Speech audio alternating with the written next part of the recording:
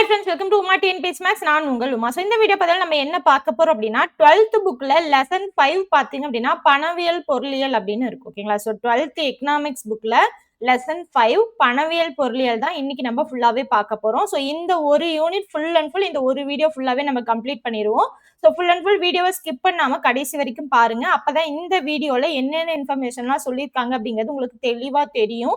So என்னென்னலாம் சொல்லியிருப்பாங்க அப்படின்னா பணத்தோட பரிணாம வளர்ச்சி எப்படியெல்லாம் வந்து பணத்தோட பணிகள் என்ன, பண அளிப்புனா என்ன, அதை தீர்மானிக்கக்கூடிய காரணிகள் என்ன, பண அளவுனா என்ன, அதோட கோட்பாடு என்ன, பண வீக்கம்னா என்ன, பண வாட்டம்னா என்ன, பண வீக்கத்தை தூண்டக்கூடிய காரணினா என்ன, அதோட விளைவுகள் என்ன, கட்டுப்படுத்தும் வழிமுறைகள் என்ன, வணிக சுழற்சினா என்ன, அதோட கட்டங்கள் என்னென்ன, இந்த மாதிரி நிறைய இன்ஃபர்மேஷன் வந்து இந்த வீடியோல இருக்கும். ஓகேங்களா? ஸோ சின்ன டாபிக் தான் இருந்தாலுமே நிறைய இன்ஃபர்மேஷன் இருக்கும். ஸோ டீட்டெயில்டா தெளிவா சொல்ற வீடியோவை ஃபுல்லாவே கவனிங்க, நோட்ஸ் எடுத்து வச்சுக்கோங்க. ஓகேங்களா? ஸோ நிறைய கோட்பாடுகள் இருக்கும். ஸோ நிறைய ஃபார்முலா மாதிரி ஒரு சில இன்ஃபர்மேஷன் இருக்கும், யார் சொன்னாங்க அப்படிங்கிற இன்ஃபர்மேஷன் இருக்கும். ஸோ அந்த மாதிரி யார் சொன்னாங்க, எந்த ஃபார்முலா, ஸோ அந்த மாதிரி வர்றது எல்லாமே தனித்தனியா நோட் பண்ணி வச்சுக்கோங்க. ஹிண்ட்ஸ் ரொம்ப முக்கியமானது. ஸோ அப்ப நோட் பண்ணி வச்சுக்கிட்டீங்க அப்படின்னா தான் பின்னாடி நீங்க ரிவிஷன் பண்ணும்போது அதை எடுத்து பார்த்தாலே போதும், உங்களுக்கு எல்லாமே ஞாபகம் வந்துடும். இல்லைன்னா மறுபடியும் நீங்க புக் ஓபன் பண்ணி பாக்குற மாதிரி வரும். ஓகேவா?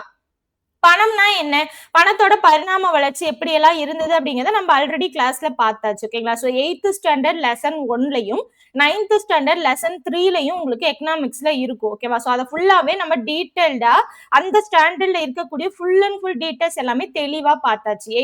8th ஸ்டாண்டர்ட்ல ரொம்ப பேசிக்கான இது இருக்கும். அது போக 9th ஸ்டாண்டர்ட்ல இன்னும் கொஞ்சம் அட்வான்ஸா இருக்கும். ஸோ அதோட பரிணாம வளர்ச்சி எப்படியெல்லாம் இருந்தது அப்படிங்கறத நம்ம ஃபுல்லா டீட்டெயில்டா பார்த்தாச்சு. அதுல இருந்து கொஞ்சம் அட்வான்ஸ் லெவல் தான் இதுல இருக்கும். ஸோ இதுல இருக்கக்கூடிய இன்ஃபர்மேஷன் எல்லாமே தெளிவா பார்க்கலாம். பாருங்க, எப்பயுமே முன்னாடி டாபிக் கீழே பாத்தீங்கன்னா இந்த மாதிரி ஒரு இதுல கொடுத்திருப்பாங்க, ஒரு டேபிள்ல பாத்தீங்கன்னா ஒரு லைன் கொடுத்து அதை யார் சொன்னாங்க அப்படிங்கிறது கொடுத்திருப்பாங்க.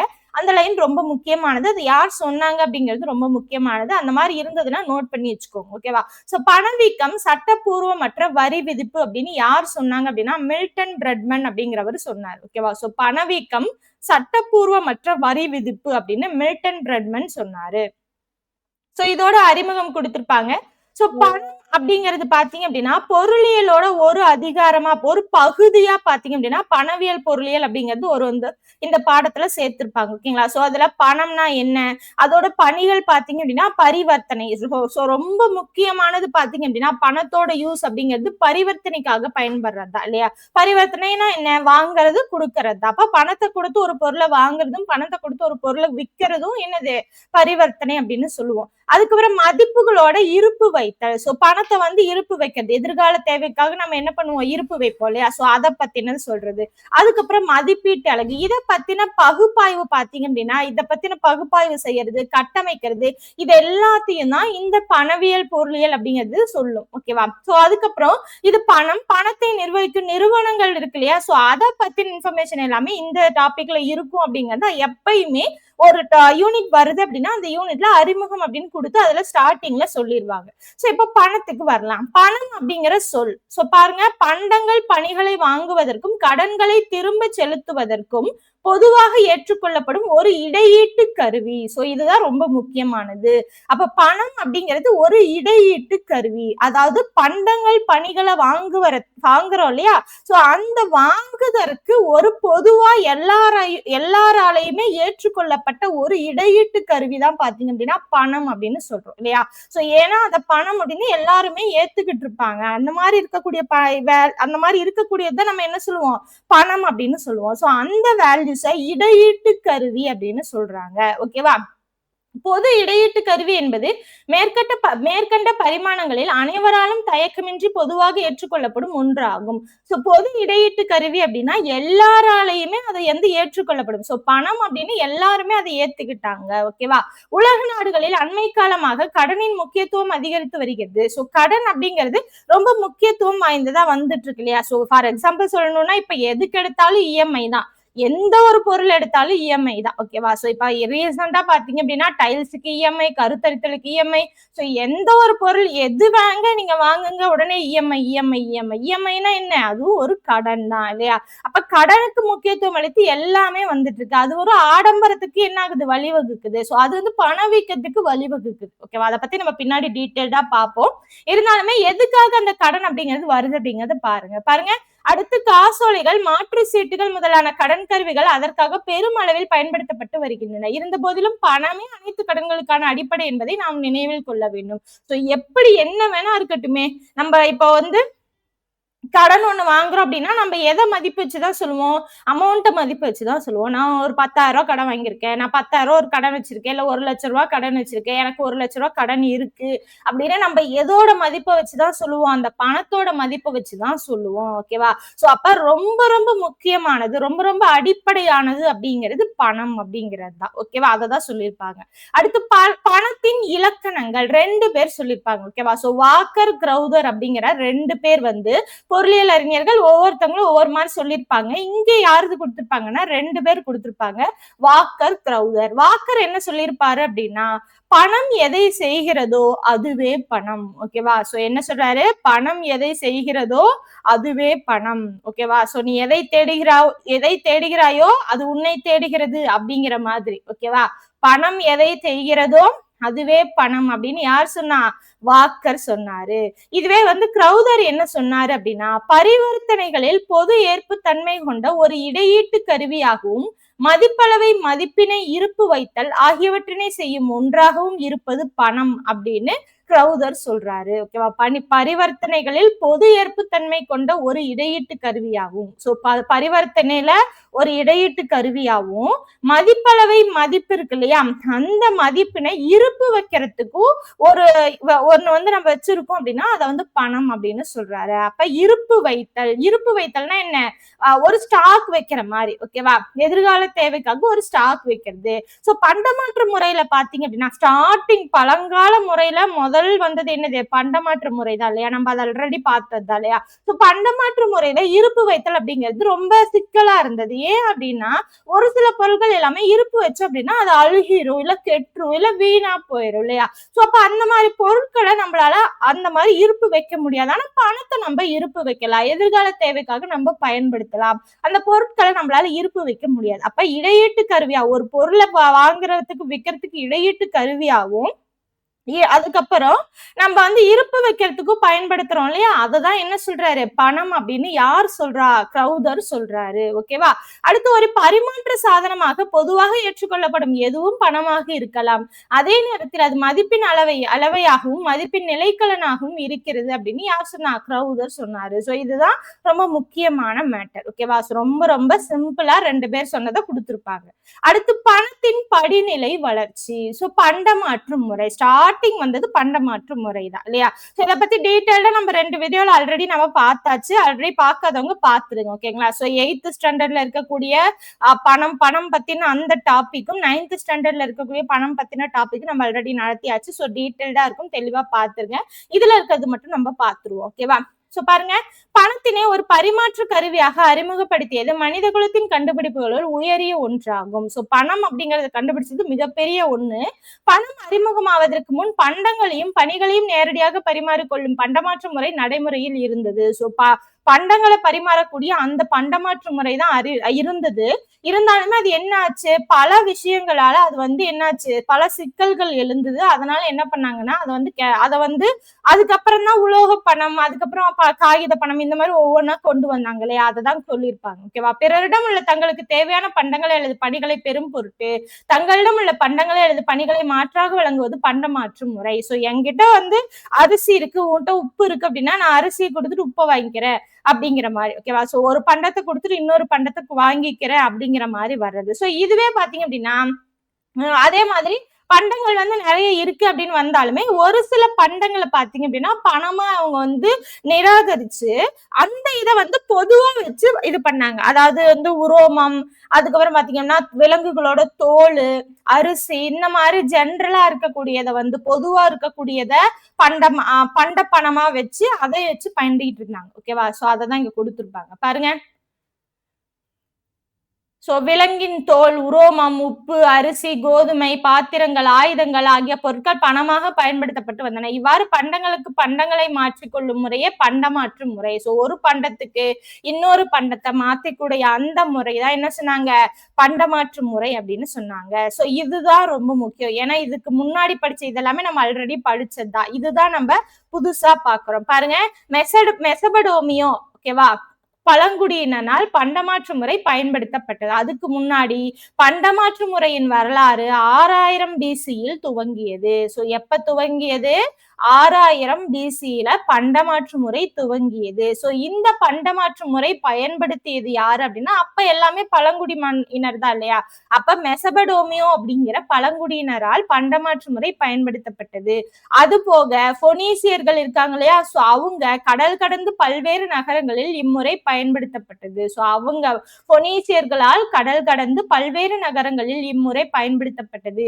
பாபிலோனியர்கள் பண்டங்களுக்கு பண்டங்களை மாற்றும் பண்டமாற்று முறையை பயன்படுத்தினர். அப்ப மெசபடோமியா, பொனீசியர்கள், பாபிலோனியர்கள் இவங்க எல்லாருமே பண்டமாற்று முறையை பயன்படுத்தி இருக்காங்க. ஓகேவா, சோ 6000 பிசியில இந்த பண்டமாற்று முறை துவங்கியது. இதுதான் எக்ஸ்ட்ராவா நீங்க படிக்கக்கூடிய பாயிண்ட். ஓகேவா, அடுத்து உலோக திட்டம். பண்டமாற்று முறை பண்ட பணமுறைக்கு பின்னாடி வந்தக்கூடிய இந்த இதுதான் வந்து பண்டமாற்று முறை இருக்கு இல்லையா, அதுக்கப்புறம் வந்த திட்டம் தான் பாத்தீங்கன்னா உலோக திட்டம். அதில் முதன்மையானது உலோக பணத்திட்டம் ஆகும். உலோக திட்டத்தில் தங்கம், வெள்ளி போன்ற ஏதாவது ஒரு உலோகம் பணத்தின் திட்ட மதிப்பினை நிர்ணயிக்க பயன்படுத்தப்பட்டது. உலோக திட்டத்தின் கீழ் உலோக நாணயங்கள் பணமாக உருவாக்கப்பட்டன. இந்த நாணயங்கள் முழு மதிப்பு பணமாக அல்லது முழு நிறையுடைய சட்டமுறை பணமாக இருந்தன. சோ இதுதான் ரொம்ப முக்கியம். முழு மதிப்பு பணம், முழு நிறையுடைய சட்டமுறை பணம் அப்படின்னா என்ன அப்படின்னா, அதாவது இங்க சொல்லிருப்பாங்க பாருங்க, அதாவது அந்த நாணயங்களின் முக மதிப்பு, உள்ளடக்க மதிப்பு ஆகிய இரண்டும் சமமாக இருந்தன. இப்ப வந்து தங்கம் இருக்குன்னு வச்சுக்கோங்களேன், தங்கம் இப்ப வந்து தங்கம் வந்து 10 பவுண்ட் இல்ல 10 ரூபாய் அப்படிங்கிற மாதிரி, ஃபார் எக்ஸாம்பிள் நான் சொல்றேன். தங்கம் வந்து ஒரு இதுல வந்து 10 ரூபா அப்படிங்கிற ரேஞ்சுக்கு அந்த தங்கத்தை வந்து பரிமாறிக்கிறாங்க அப்படின்னு வச்சுக்கோங்க.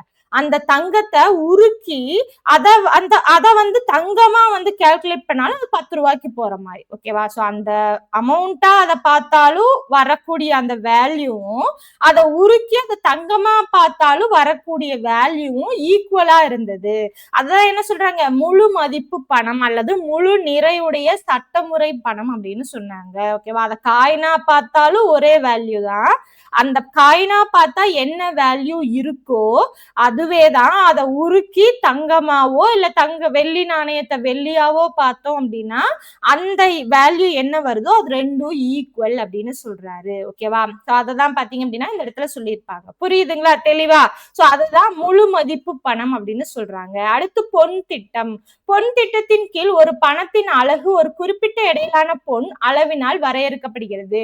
ஒரு பண அலகின் வாங்குதிறன் அப்பொன் பணத்தின் எடை அளவுக்கு சமமாக நிர்வகிக்கப்பட்டு வந்தது. அதாவது இப்போ ஒரு பொன் திட்டம் இருக்கு இல்லையா, பொன் காயின் கொடுத்து வாங்குறோம் அப்படின்னா என்ன அப்படின்னா அந்த பொன் காயினோட எடை அளவுக்கு எதை வேணா நம்ம வாங்கிக்கலாம் அந்த மாதிரி. ஓகேவா, சோ அந்த மாதிரி என்ன பண்ணிட்டாங்க, இந்த எடை அளவுக்கு சமமா என்ன பண்ணிட்டாங்க, பொருளை வந்து வாங்கிக்கிட்டாங்க. சோ அந்த மாதிரி வாங்கிக்கலாம், இல்லைன்னா அந்த காயின் அந்த என்ன அமௌண்ட்டோ அதுக்கு தகுந்த மாதிரி வாங்கிக்கலாம். சோ அந்த மாதிரி எல்லாம் வாங்கிக்கலாம். அடுத்து வெள்ளி திட்டம். வெள்ளி திட்டத்தில் ஒரு பணத்தின் அலகு குறிப்பிட்ட அளவிலான வெள்ளி உலோகத்தின் மதிப்பிற்கு ஈடானதாக இருந்தது. இம்முறையில் ஒரு நாட்டின் அரசு அதன் பணத்தை எப்பொழுது வேண்டுமானாலும் வெள்ளியாக மாற்றிக்கொள்ளும் அனுமதியை வழங்கி இருந்தது.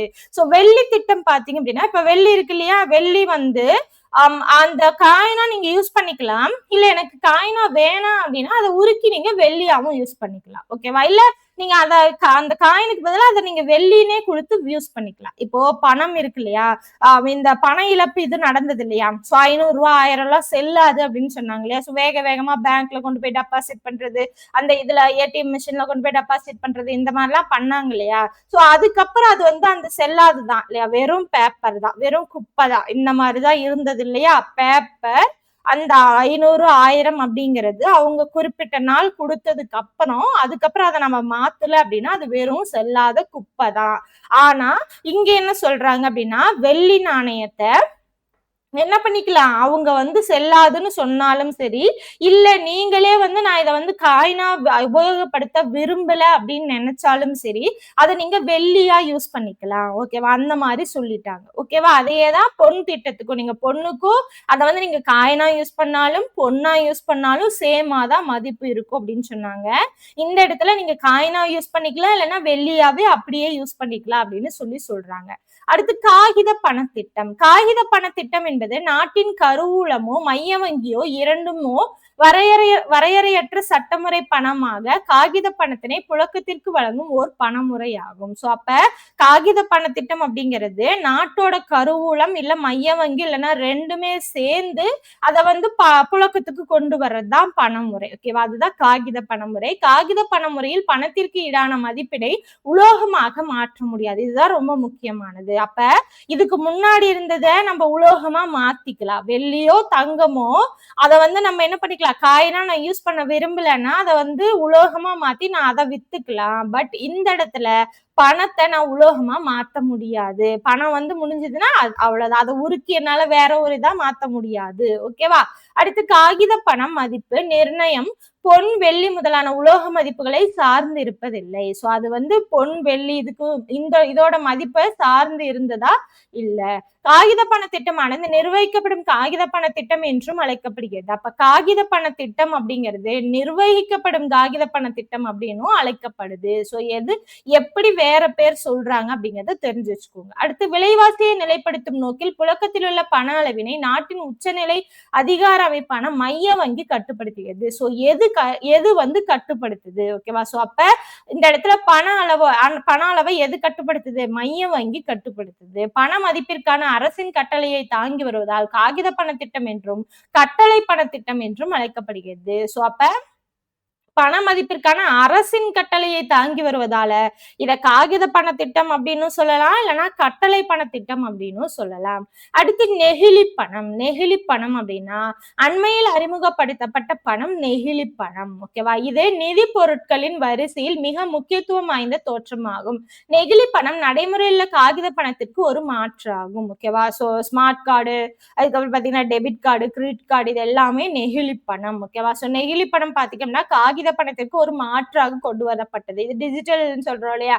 அதாவது கையில காசா வச்சு யூஸ் பண்ணாம அந்த கார்டா வச்சு யூஸ் பண்ணிக்கிறது. ஓகேவா? தினந்தோறும் பயன்படுத்தும் வகையில் நெகிழி அட்டையால், நெகிழினா பிளாஸ்டிக் அப்படின்னு சொல்லுவோம். சோ நெகிழி அட்டையால் உருவாக்கப்பட்டிருப்பதால் இதை நெகிழி பணம் என்றழைக்கப்பட்டது.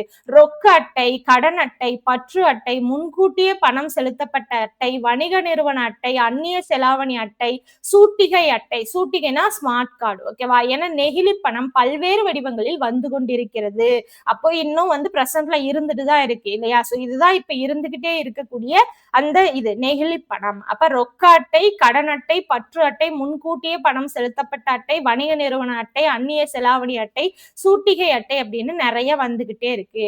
பரிமாற்றத்திற்கான ரொக்க பணம் கையில் கொண்டு வருவதை தவிர்ப்பதுதான் இவ்வகையின் பணத்தின் நோக்கம். இதுதான் ரொம்ப முக்கியம். நெகிழி பணத்தோட நோக்கம் என்ன அப்படின்னு கேட்கலாம். அப்படி இல்லைன்னா நெகிழி பணத்துக்கு ஒரு கூற்று கொடுத்துட்டு காரணம் பரிமாற்றத்திற்கான ரொக்க பணம் கையில் கொண்டு வருவதை தவிர்ப்பதுதான் இவ்வகை பணத்தின் நோக்கம் அப்படின்னு கொடுக்கலாம்.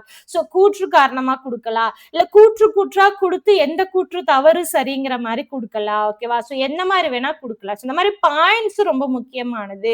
சோ எந்தெந்த பாயிண்ட் முக்கியமோ அதை தெளிவா நோட் பண்ணி வச்சுக்கோங்க. அப்ப நெகிழி பணம் எதுக்கு கொண்டு வந்தாங்க, அதோட நோக்கம் என்ன?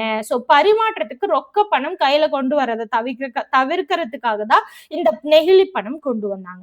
அடுத்து மெய்நிகர் பணம், கிரிப்டோ கரன்சி, பிட்காயின், இதெல்லாம் சொல்றோம் இல்லையா? அதுதான். ஓகேவா? மைய வங்கியை சாராமல் பணப்பெருக்கத்தை சீர் செய்தல், நிதி மாற்றத்தை சரிபார்த்தல் ஆகிய சுதந்திரம் கொண்ட டிஜிட்டல் நாணயங்கள் மெய்நிகர் பணமாகும். சோ இது எதை சாராதது? மைய வங்கியை சாராதது. ஓகேங்களா? சோ மைய வங்கியை சார்ந்த அப்படின்னு கொடுப்பாங்க. ஓகேவா? அப்ப என்ன பண்ணணும், அந்த இடம் தப்புன்னு அர்த்தம். அப்ப இது மைய வங்கியை சாராதது. பிட்காயின் போன்ற பரவலாக்கப்பட்ட பணம் தனி மனிதர் சொத்துக்களை கட்டுப்பாட்டுக்குள்ளும் கையகப்படுத்தலுக்குள்ளும் உட்படாமல் இருக்க ஒரு வழிமுறையாக பயன்படுத்தப்படுகிறது. So bitcoin. ஓகேவா? சோ இது என்னது? கிரிப்டோ கரன்சி அப்படின்னு சொல்லுவாங்க. அடுத்து பணத்தின் பணிகள். பணத்தோட பணிகள் என்னென்ன? மொத்தமா 4 பணிகள் இருக்கு. ஓகேவா? சோ அந்த 4 பணிகள் என்னென்ன? முதல் நிலை பணிகள், 2ஆம் நிலை பணிகள், துணை பணிகள், இதர பணிகள் அப்படின்னு 4 நிலைகளா பிரிக்கலாம். ஓகேவா? முதல் நிலை பணிகள், 2ஆம் நிலை பணிகள், துணை பணிகள், இதர பணிகள்னு 4 நிலைகளா பிரிக்கலாம். சோ இத பத்தி பின்னாடி டீட்டெயிலா குடுத்திருப்பாங்க. நம்ம அத பார்த்துக்கலாம். ஓகேவா? சோ முதல் நிலை பணிகள் பாருங்க. பணம் ஓர் பரிமாற்ற கருவி. பணம் ஓர் பரிமாற்ற கருவினா என்னன்னா, நான் ஒரு பொருளை விற்கிறதுக்கோ வாங்கறதுக்கோ பணத்தை நான் பயன்படுத்திக்கலாம். அததான் இந்த பேராகிராஃப் ஃபுல்லாவே கொடுத்துருப்பாங்க. ஓகேவா? நான் ஒரு பொருளை விற்கிறதுக்கோ வாங்கறதுக்கோ பயன்படுத்திக்கலாம். நான் விற்கிறேன் அப்படின்னா விற்கிறதுக்காக நான் ஒரு பொருள் வந்து யூஸ் பண்றேன் அப்படின்னா அதை வந்து என்ன சொல்லலாம், விற்பனை அப்படின்னு சொல்லலாம். ஓகேவா? இதுவே நான் வாங்குறேன் அப்படின்னா அதை கொள்முதல் அப்படின்னு சொல்லலாம். ஓகேவா? சோ இந்த ரெண்டுக்குமே நான் இடையீட்டு கருவியா எதை நான் பயன்படுத்துவேன், பணத்தை தான் பயன்படுத்துவேன். அடுத்து பணம் ஓர் மதிப்பின் அளவுகோல். பணம் ஒரு மதிப்பின் அளவுகோல். அதாவது என்ன அப்படின்னா, பொருட்கள் பணிகள் இருக்கு இல்லையா, அதோட மதிப்பளவை என்ன பண்ணுதுன்னா அதோட மதிப்பளவு. சோ இப்போ ஒரு பொருள் இருக்கு, அந்த பொருளை நம்ம எப்படி சொல்லலாம், அதோட விலையை வச்சு சொல்லலாம். ஓகேங்களா? பொருளாகட்டும் பணியாகட்டும் அதை நான் எப்படி சொல்லுவேன்னா அதோட விலையை வச்சுதான் நான் மதிப்பிடுவேன். ஓகேவா? அந்த மாதிரி செய்யறது தான் அதோட 2வது முக்கிய பணி. ஓகேவா? சோ இது வந்து முதல் நிலை பணிகள்ல வரக்கூடியது. ஓகேவா? பொருட்கள் மற்றும் பணிகளை மதிப்பளவை செய்து செய்வது பணத்தின் 2வது முக்கிய பணியாகும். பொருட்கள் மற்றும் பணிகளின் மதிப்புகளை பண அலகில் விலைகளாக வெளிப்படுத்தப்படுகிறது. ஆகவே பணம் ஒரு பொது அளவுகோலாக பார்க்கப்படுகிறது. ஓகேவா? சோ அதாவது இப்ப நான் ஒரு பொருள் இருக்கு அப்படின்னா அது ஒரு பொருளா இருக்கட்டும் இல்ல பணியா இருக்கட்டும் எதுவா இருந்தாலுமே அதோட விலை அப்படின்னு நான் எதை குறிப்பேன் அப்படின்னா அதோட மதிப்பு அப்படின்னு நான் எதை சொல்லுவேன் அப்படின்னா பணத்தை வச்சுதான் சொல்லுவேன். அததான் இங்க சொல்லியிருப்பாங்க, பணம் ஓர் மதிப்பின் அளவுகோல் அப்படின்னு சொல்லியிருப்பாங்க. அடுத்து 2ஆம் நிலை பணிகள். சோ முதல் நிலை பணி பரிவர்த்தனை இருக்கு இல்லையா, பரிவர்த்தனைக்காக பயன்படுகிறது. 2வது மதிப்பின் அளவுகோல்.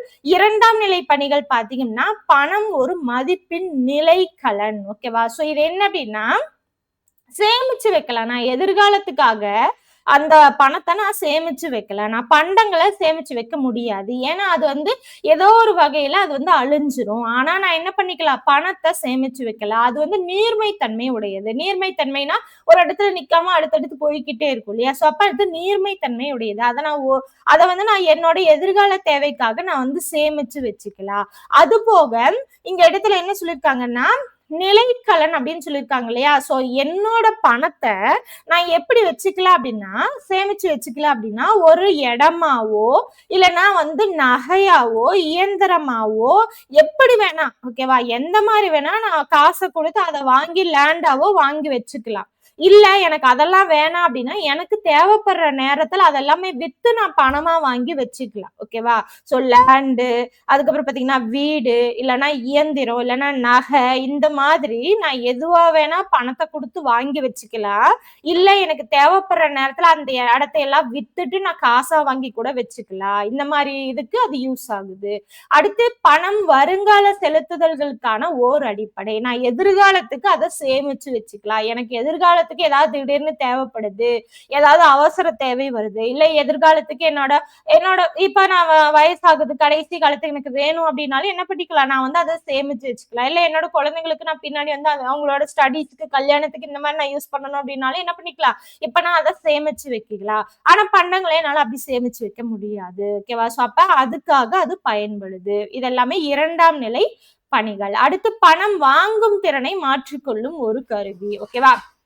அதாவது இது என்னன்னா பணம் அதாவது பொருளாதார வளர்ச்சியை ஒற்றி பரிமாற்றம் விரிவடைந்து செல்கிறதா. சோ அதனால பாத்தீங்கன்னா தொலைவில் உள்ள பகுதிகளுக்கு இடையிலும், சோ அதாவது நான் ஒரு இடத்துல இருந்து இன்னொரு இடத்துக்கும் போய் அந்த இதை வந்து நான் என்ன வேணா வாங்கிக்கலாம். ஓகேங்களா? சோ பணத்தை எடுத்துட்டு போய் வாங்கிக்கலாம், இல்லைன்னா இங்க இருந்து பணத்தை எடுத்துட்டு போய் அங்க வாங்கிக்கலாம், இல்லைன்னா அங்க இருந்து இங்க வந்து வாங்கிக்கலாம். சோ பணம் அப்படிங்கிறத நான் கேரி ஓவர் பண்ணிட்டு போய் நான் ஈஸியா வாங்க முடியும் அப்படிங்கிறது. ஓகேங்களா? சோ பணம் வாங்கும் திறனை மாற்றிக்கொள்ளும் ஒரு கருவி. சோ அதே மாதிரி இது எல்லாமே இரண்டாம் நிலை பணிகள்.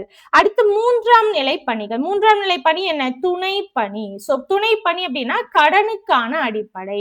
கடனுக்கான அடிப்படை பாருங்க, கடன் முறைக்கு அடிப்படையாக பணம் உள்ளது. சோ பணம் அப்படிங்கிறது கடன் முறை இருக்கு இல்லையா, அதுக்கான அடிப்படை. அதாவது இப்ப நான் என்னன்னா வணிக பரிமாற்றங்கள் ரொக்கத்திலோ அல்லது கடனிலோ நடைபெறுகின்றன. ஓகேவா? சோ அதாவது வங்கி வைப்பு இருக்கு இல்லையா, அதுல வந்து ஒருத்தவங்க வந்து பணம் வச்சிருக்காங்க அப்படின்னா அந்த பணத்தை பொறுத்து என்ன பண்ணுவாங்க அப்படின்னா அவங்க வந்து என்ன பண்ணிக்கலாம், செக் கொடுத்து அவங்க பேலன்ஸ் இருக்கிறத பொறுத்து செக் கொடுத்து அவங்க வந்து எடுத்துக்க சொல்லிக்கலாம். இல்ல அவங்க ரொக்க இருப்பு இருக்கிறத வச்சு என்ன பண்ணுவாங்க, அந்த பேங்க்ல இருந்து அவங்களுக்கு லோன் வந்து ஆஃபர் பண்ணுவாங்க இல்லையா.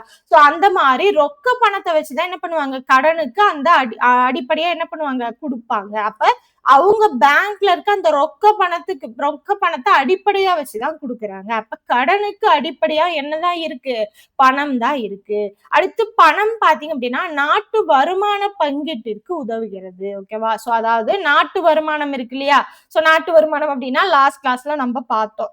அதுல பார்க்கும்போது என்ன பார்த்தோம், நாட்டு வருமானம் எப்படி கால்குலேட் பண்ணுவாங்க, அந்த வருமானம் நாட்டுல இருக்கக்கூடிய எல்லா வருமானத்தையும் கேட்கலாம். அதாவது ஒரு குறிப்பிட்ட வருஷத்துல ஒரு குறிப்பிட்ட நாட்டுல ஒரு நாட்டுல ஒரு குறிப்பிட்ட வருஷத்துல உருவாகக்கூடிய மொத்த இறுதிநிலை பண்டங்கள் பணிகளோட மொத்த உற்பத்தியோட சந்தை மதிப்பு தான் இல்லையா. சோ சந்தை மதிப்பு அப்படிங்கும் போது அது வந்து என்ன சொல்லுது, அந்த பணத்தை தான் குறிக்குது. அப்ப அந்த பணத்தை என்ன பண்ணிக்கலாம், பங்கீடு பண்றதுக்கு, அதாவது வாரம் கூலி வட்டி லாபம் இந்த மாதிரி காரணிகள் இருக்கு இல்லையா, அதை வந்து பங்கீடு பண்றதுக்கு என்ன உதவுது, பணம் அப்படிங்கிறது தான் இருக்கு. அடுத்து இறுதிநிலை பயன்பாடுகளையும் இறுதிநிலை உற்பத்தி திறன்களையும் சமன் செய்திட பணம் பயன்படுகிறது. அதாவது இப்ப வந்து கரும்பு இருக்குன்னு வச்சுக்கோங்களேன், கரும்பு வந்து நான் சர்க்கரையா மாத்தணும். ஓகேவா? சோ கரும்பு அறுவடை பண்ணிட்டு வந்ததுக்கு அப்புறம் என்ன பண்ணுவாங்க, சர்க்கரையா மாத்துறதுக்கு அங்க இருந்து ஆலைக்கு எடுத்துட்டு போய் சர்க்கரையா மாத்துவாங்க. அதுக்கப்புறம் என்ன பண்ணுவாங்க, அந்த சர்க்கரையை மறுபடியும் வந்து பேக்கரிக்கோ இல்ல வேற எங்கேயோ எடுத்துட்டு போய் அது டீயோவோ இல்ல வேற ஏதாவோ மேக் பண்ணுவாங்க இல்லையா. அப்ப அந்த ஒரு பொருளை இடைநிலை பொருளா இருக்கு அப்படின்னா அதை இறுதிநிலை பயன்பாட்டுக்கோ இல்ல இறுதிநிலை உற்பத்திக்கோ அதை பயன்படுத்துறதுக்கு என்னதான் வேணும், கண்டிப்பா அதை மாத்துறதுக்கு என்ன வேணும் அப்படின்னா பணம் கண்டிப்பாக வேணும். அததான் இது சொல்லியிருப்பாங்க. ஓகேவா? இறுதிநிலை பயன்பாட்டுக்கும் இறுதிநிலை உற்பத்தி திறனையும் சமன் செஞ்சுட்டு என்ன வேணும் அப்படின்னா பணம் அப்படிங்கிறது வேணும். ஓகேவா? அடுத்து பணம் மூலதனத்தின் உற்பத்தி திறனை உயர்த்துகிறது. மூலதனம் பல்வகை வடிவங்களில் காணப்படுகிறது. பணம் நீர்மைத்தன்மை கொண்ட ஒரு மூலதனம். சோ இதுதான் முக்கியம். ஓகேவா? பணம் அப்படிங்கிறது ஒரு நீர்மைத்தன்மை கொண்ட ஒரு மூலதனம். அதாவது பணம் மூலதனத்தை எளிய முறையில் பிற வகை மூலதனமாக மாற்றலாம். ஓகேவா? சோ பணத்தை ஒரு மூலதனத்துல இருந்து இன்னொரு மூலதனமா மாத்தலாம். நான் சொன்னேன் இல்லையா முன்னாடியே, நான் வந்து பணத்தை வந்து என்ன பண்ணிக்கலாம், ஒரு இடமாவோ இல்ல ஒரு நகையாவோ இல்ல வந்து ஒரு வீடாவோ ஏதோ ஒண்ணா நான் மாத்தி வச்சுக்கலாம். ஓகேவா? அதே மாதிரி எனக்கு தேவைப்படுற நேரத்துல நான் அதை வித்து என்ன பண்ணிக்கலாம், பணமா மாத்தி வச்சுக்கலாம். அப்ப ஒரு மூலதனத்தோட உற்பத்தி திறனை என்ன பண்ணுது, நான் அந்த மாதிரி மாத்திக்கலாம். ஒரு மூலதனத்தை இன்னொரு மூலதனமா என்னால மாத்த முடியும். ஓகேவா? அடுத்து பாத்தீங்க அப்படின்னா 4வது இதர பணிகள். இதர பணிகள் அப்படின்னா திரும்ப செலுத்தும் திறனை தக்க வைக்க பணம் உதவுகிறது. சோ பணம் பாத்தீங்க அப்படின்னா பொது ஏற்புத்தன்மை கொண்ட ஒரு சாதனம். சோ அதாவது இப்போ ஒரு அதாவது கடன் வாங்கியிருக்கோம் அப்படின்னா அந்த கடனை திரும்ப செலுத்துறதுக்கு என்னதான் வேணும், பணம் தான் வேணும் இல்லையா. சோ பாருங்க, வங்கி காப்பீட்டு நிறுவனங்கள் அரசு நிறுவனங்களுக்கு கூட என்ன பண்ணும், அவங்களோட அந்த திரும்ப செலுத்தும் திறனை தக்க வைக்கிறதுக்கு பணம் அப்படிங்கிறது ரொம்ப ரொம்ப முக்கியமானது. அடுத்து பணம் பொதுமைப்படுத்தப்பட்ட வாங்குதிறனை குறிக்கிறது. சோ பொதுமைப்படுத்தப்பட்டது.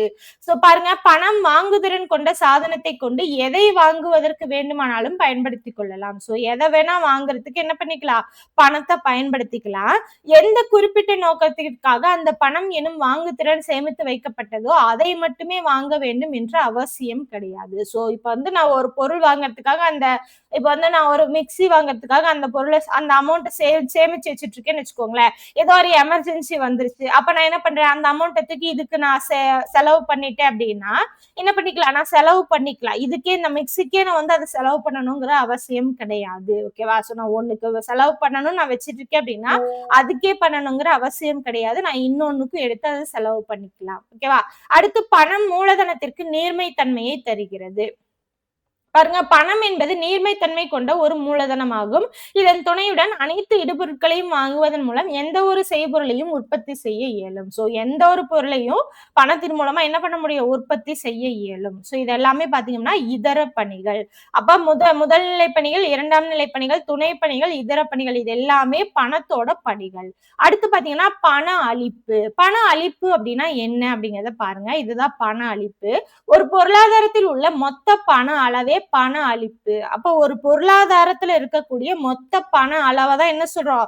பண அளிப்பு அப்படின்னு சொல்றோம். ஓகேவா? ஒரு குறிப்பிட்ட நேரத்தில் நாட்டில் புழக்கத்தில் உள்ள பண அளவை குறிப்பதே பண அளிப்பாகும். அப்ப ஒரு குறிப்பிட்ட நேரத்துல நாட்டுல புழக்கத்துல இருக்கக்கூடிய பண அளவை குறிக்கிறது தான் பண அளிப்பு. வட்டி விகிதம், விலைவாசி ஆகியவற்றை நிர்ணயிப்பதில் பண அளிப்பு முக்கிய பங்காற்றுகிறது. குறிப்பிட்ட காலத்தில் பண அளிப்பு நிலை கருத்தாகவும் ஒரு கால இடைவெளியில் தடையில்லா ஓட்ட கருத்தாகவும் உள்ளது. ஓகேவா? சோ ஸ்டாக்கு ஃப்ளோ சோ ரெண்டா இருக்கு. அப்ப குறிப்பிட்ட காலத்துல பண அளிப்பு அப்படிங்கிறது நிலை கருத்தாவும் இருக்கு, ஒரு கால இடைவெளியில அது ஓட்ட கருத்தாவும் இருக்கு. ஓகேவா? அடுத்து பண அளிப்பின் பொருள்.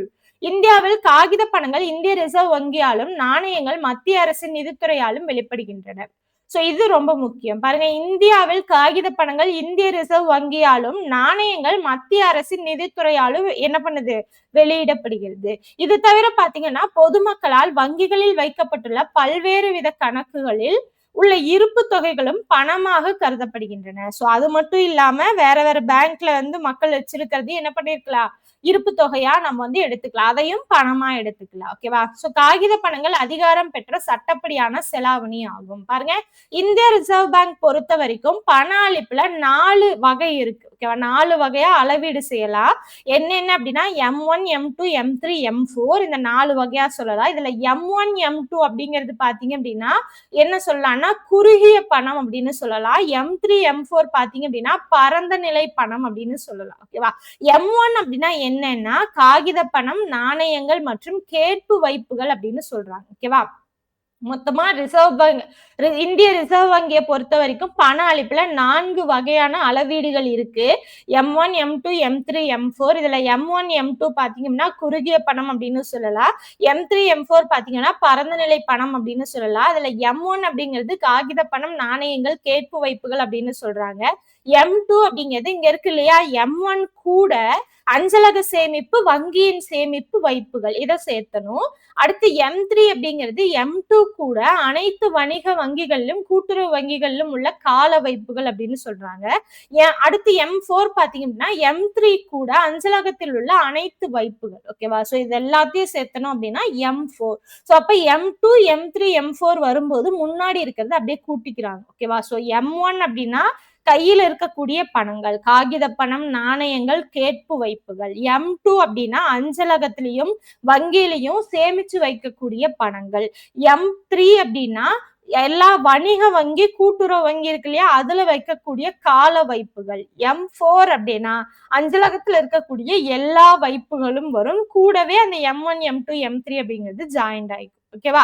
சோ அதான் சொல்லியிருப்பாங்க. பாருங்க, குறுகிய பணம், பரந்த நிலை பணம். அடுத்து பாத்தீங்கன்னா M1 முதல் M4 வரையிலான வகைப்பாட்டு வரிசையில் பணத்தின் நேர்மைத்தன்மை தொடர்ச்சியாக குறைந்து வருவதை நாம் கவனத்தில் கொள்ள வேண்டும். சோ அடுத்து இது ரொம்ப முக்கியம். நம்ம ஆல்ரெடி பார்த்ததுதான் பணக்குறியீடு. இந்திய தொழில்நுட்ப கழகம் IIT மும்பையில் முதுகலை பட்டம் பெற்ற திரு டி உதயகுமார் இருக்கார் இல்லையா? அவரு வடிவமைக்கப்பட்ட புதிய பணக்குறியீடு தான் பாத்தீங்க அப்படின்னா ஜூலை 15, 2010 ஆண்டில் மத்திய அமைச்சரவை கூட்டத்தில் தேர்ந்தெடுக்கப்பட்டது. சோ டி உதயகுமார் சூஸ் பண்ணதுதான். ஓகேவா? சோ அவரு பண்ணதுதான் ஜூலை 15, 2010 ஆண்டு மத்திய அமைச்சரவை கூட்டத்துலதான் இந்த சிம்பலை தேர்ந்தெடுத்திருக்காங்க. ஓகேவா? சோ அவர் IIT மும்பைல முதுகலை பட்டம் பெற்றவர். ஓகேவா? அவர் தமிழ்நாட்டுக்காரர் தான். எந்த ஊரை சேர்ந்தவர் அப்படிங்கிறது தெரிஞ்சதுன்னா கமெண்ட் பாக்ஸ்ல கமெண்ட் பண்ணுங்க. நான் ஆல்ரெடி இதை நான் சொல்லியிருக்கேன். ஓகேங்களா? சோ பணம் அப்படிங்கிற டாபிக் நான் நடத்தும் போது நான் சொல்லியிருக்கேன். அவர் எந்த ஊரை சேர்ந்தவர் அப்படிங்கறத கமெண்ட் பாக்ஸ்ல கமெண்ட் பண்ணுங்க. அதே மாதிரி ஜூலை 15 அப்படிங்கிறது எந்த நாள், யாருடைய பிறந்த நாள் அப்படிங்கிறதையும் கமெண்ட் பாக்ஸ்ல கமெண்ட் பண்ணுங்க. ஓகேவா? சோ அடுத்து இந்த சிம்பல் அப்படிங்கிறது தேவநாகரி எழுத்து ராவும் ரோமன் எழுத்து ஆறில் செங்குத்து கோடு இல்லாமலும் உள்ள வடிவமைப்பாகும். இது ரொம்ப முக்கியம். ஓகேவா? சோ அந்த சிம்பல் எதை சார்ந்திருக்கு? அப்ப தேவநாகரி எழுத்து ராவும் ரோமன் எழுத்து ஆறில் செங்குத்து கோடு இல்லாமலும் உள்ள வடிவமைப்பு. அதே மாதிரி அமெரிக்கா, பிரிட்டன், ஜப்பான், ஐரோப்பா நாடுகளுக்கு பின் இந்தியா தனி பண குறியீடு கொண்ட நாடாக விளங்குகின்றது. அப்ப அமெரிக்கா, பிரிட்டன், ஜப்பான், ஐரோப்பாக்கு அப்புறம் இந்தியா தான் தனி பண குறியீடு கொண்ட நாடு. ஓகேவா? சோ இது தேவநாகரி எழுத்து ராவும் ரோமன் எழுத்து ஆறில் செங்குத்து கோடு இல்லாமலும் உள்ள ஒரு வடிவமைப்பு. ஓகேவா? சோ இத உதயகுமார் அப்படிங்கிறவர் தான் வடிவமைத்தார். ஜூலை 15, 2010 மத்திய அமைச்சரவை கூட்டத்துலதான் இதை தேர்ந்தெடுத்தாங்க. ஓகேவா? இது எல்லாமே ரொம்ப முக்கியமான பாயிண்ட்ஸ். அடுத்து பாருங்க, பண அளிப்பினை தீர்மானிக்கும் காரணிகள். பாருங்க, ரொக்க வைப்பு விகிதம், கேஷ் டெபாசிட் ரேஷியோ, சிடிஆர். ரொக்க வைப்பு விகிதம் அப்படின்னா என்ன அப்படின்னா, இது பொதுமக்கள் கையில் வைத்திருக்கும் பணம் அல்லது வங்கி வைப்புகளில் உள்ள பணம் என்ற விகிதத்தை குறிக்கும். அதாவது பொதுமக்கள் கையில வச்சிருக்கக்கூடிய பணம் இல்லைன்னா வங்கி வைப்பு இருக்கு இல்லையா, அதுல இருக்கக்கூடிய பணத்தை தான் என்ன சொல்றாங்க, ரொக்க வைப்பு விகிதம், கேஷ் டெபாசிட் அப்படின்னு சொல்றாங்க. இதுவே ரொக்க இருப்பு விகிதம் அப்படின்னா என்ன அப்படின்னா, ரிசர்வ் டெபாசிட் ரேஷியோ, ஆர்டிஆர் அப்படின்னா என்னன்னா, வங்கி தனது பாதுகாப்பு பெட்டத்தில் வைத்திருக்கக்கூடிய பணம். ஓகேவா? அதுக்கப்புறம் மைய வங்கியில் வைத்திருக்கும் ரொக்க வைப்பும் மொத்த வைப்பும், இத ரெண்டும் தான் பாத்தீங்கன்னா அதுல இருக்கக்கூடிய ரேஷியோ தான் பாத்தீங்க அப்படின்னா இந்த ரொக்க இருப்பு வைப்பு விகிதம். சோ வங்கி தனது பாதுகாப்பு பெட்டகத்தில் வைத்திருக்கும் இருப்பும் மைய வங்கியில் வைத்திருக்கும் ரொக்க இருப்பும் இல்லைன்னா மொத்த வைப்புகள், இததான் சொல்றாங்க எது, ஆர்டிஆர். அடுத்து ரொக்க இருப்பு விகிதம், கேஷ் ரிசர்வ் ரேஷியோ, சிஆர்ஆர். அந்த ரெண்டும் சேர்ந்தது. அதாவது வங்கியில் வைப்புகளில் குறைந்தபட்சமாக மைய வங்கியில் வைக்க வேண்டிய அளவு வங்கிகளில் செலுத்தப்பட்ட மொத்த வைப்புகள். ஓகேவா? வங்கிகளில், அதாவது வங்கி டு மைய வங்கி, அப்ப வங்கியில் வைப்புகளில் குறைந்தபட்சமாக மைய வங்கியில் வைக்க வேண்டிய அளவு அல்லது வங்கிகளில் செலுத்தப்பட்ட மொத்த வைப்புகள். அடுத்து சட்டப்படியான நீர்மை விகிதம். ஓகேவா? சோ பாருங்க, எஸ்எல்ஆர், வணிக வங்கிகள் வைத்திருக்கும் நீர்மை தன்மையிலான சொத்துகள்.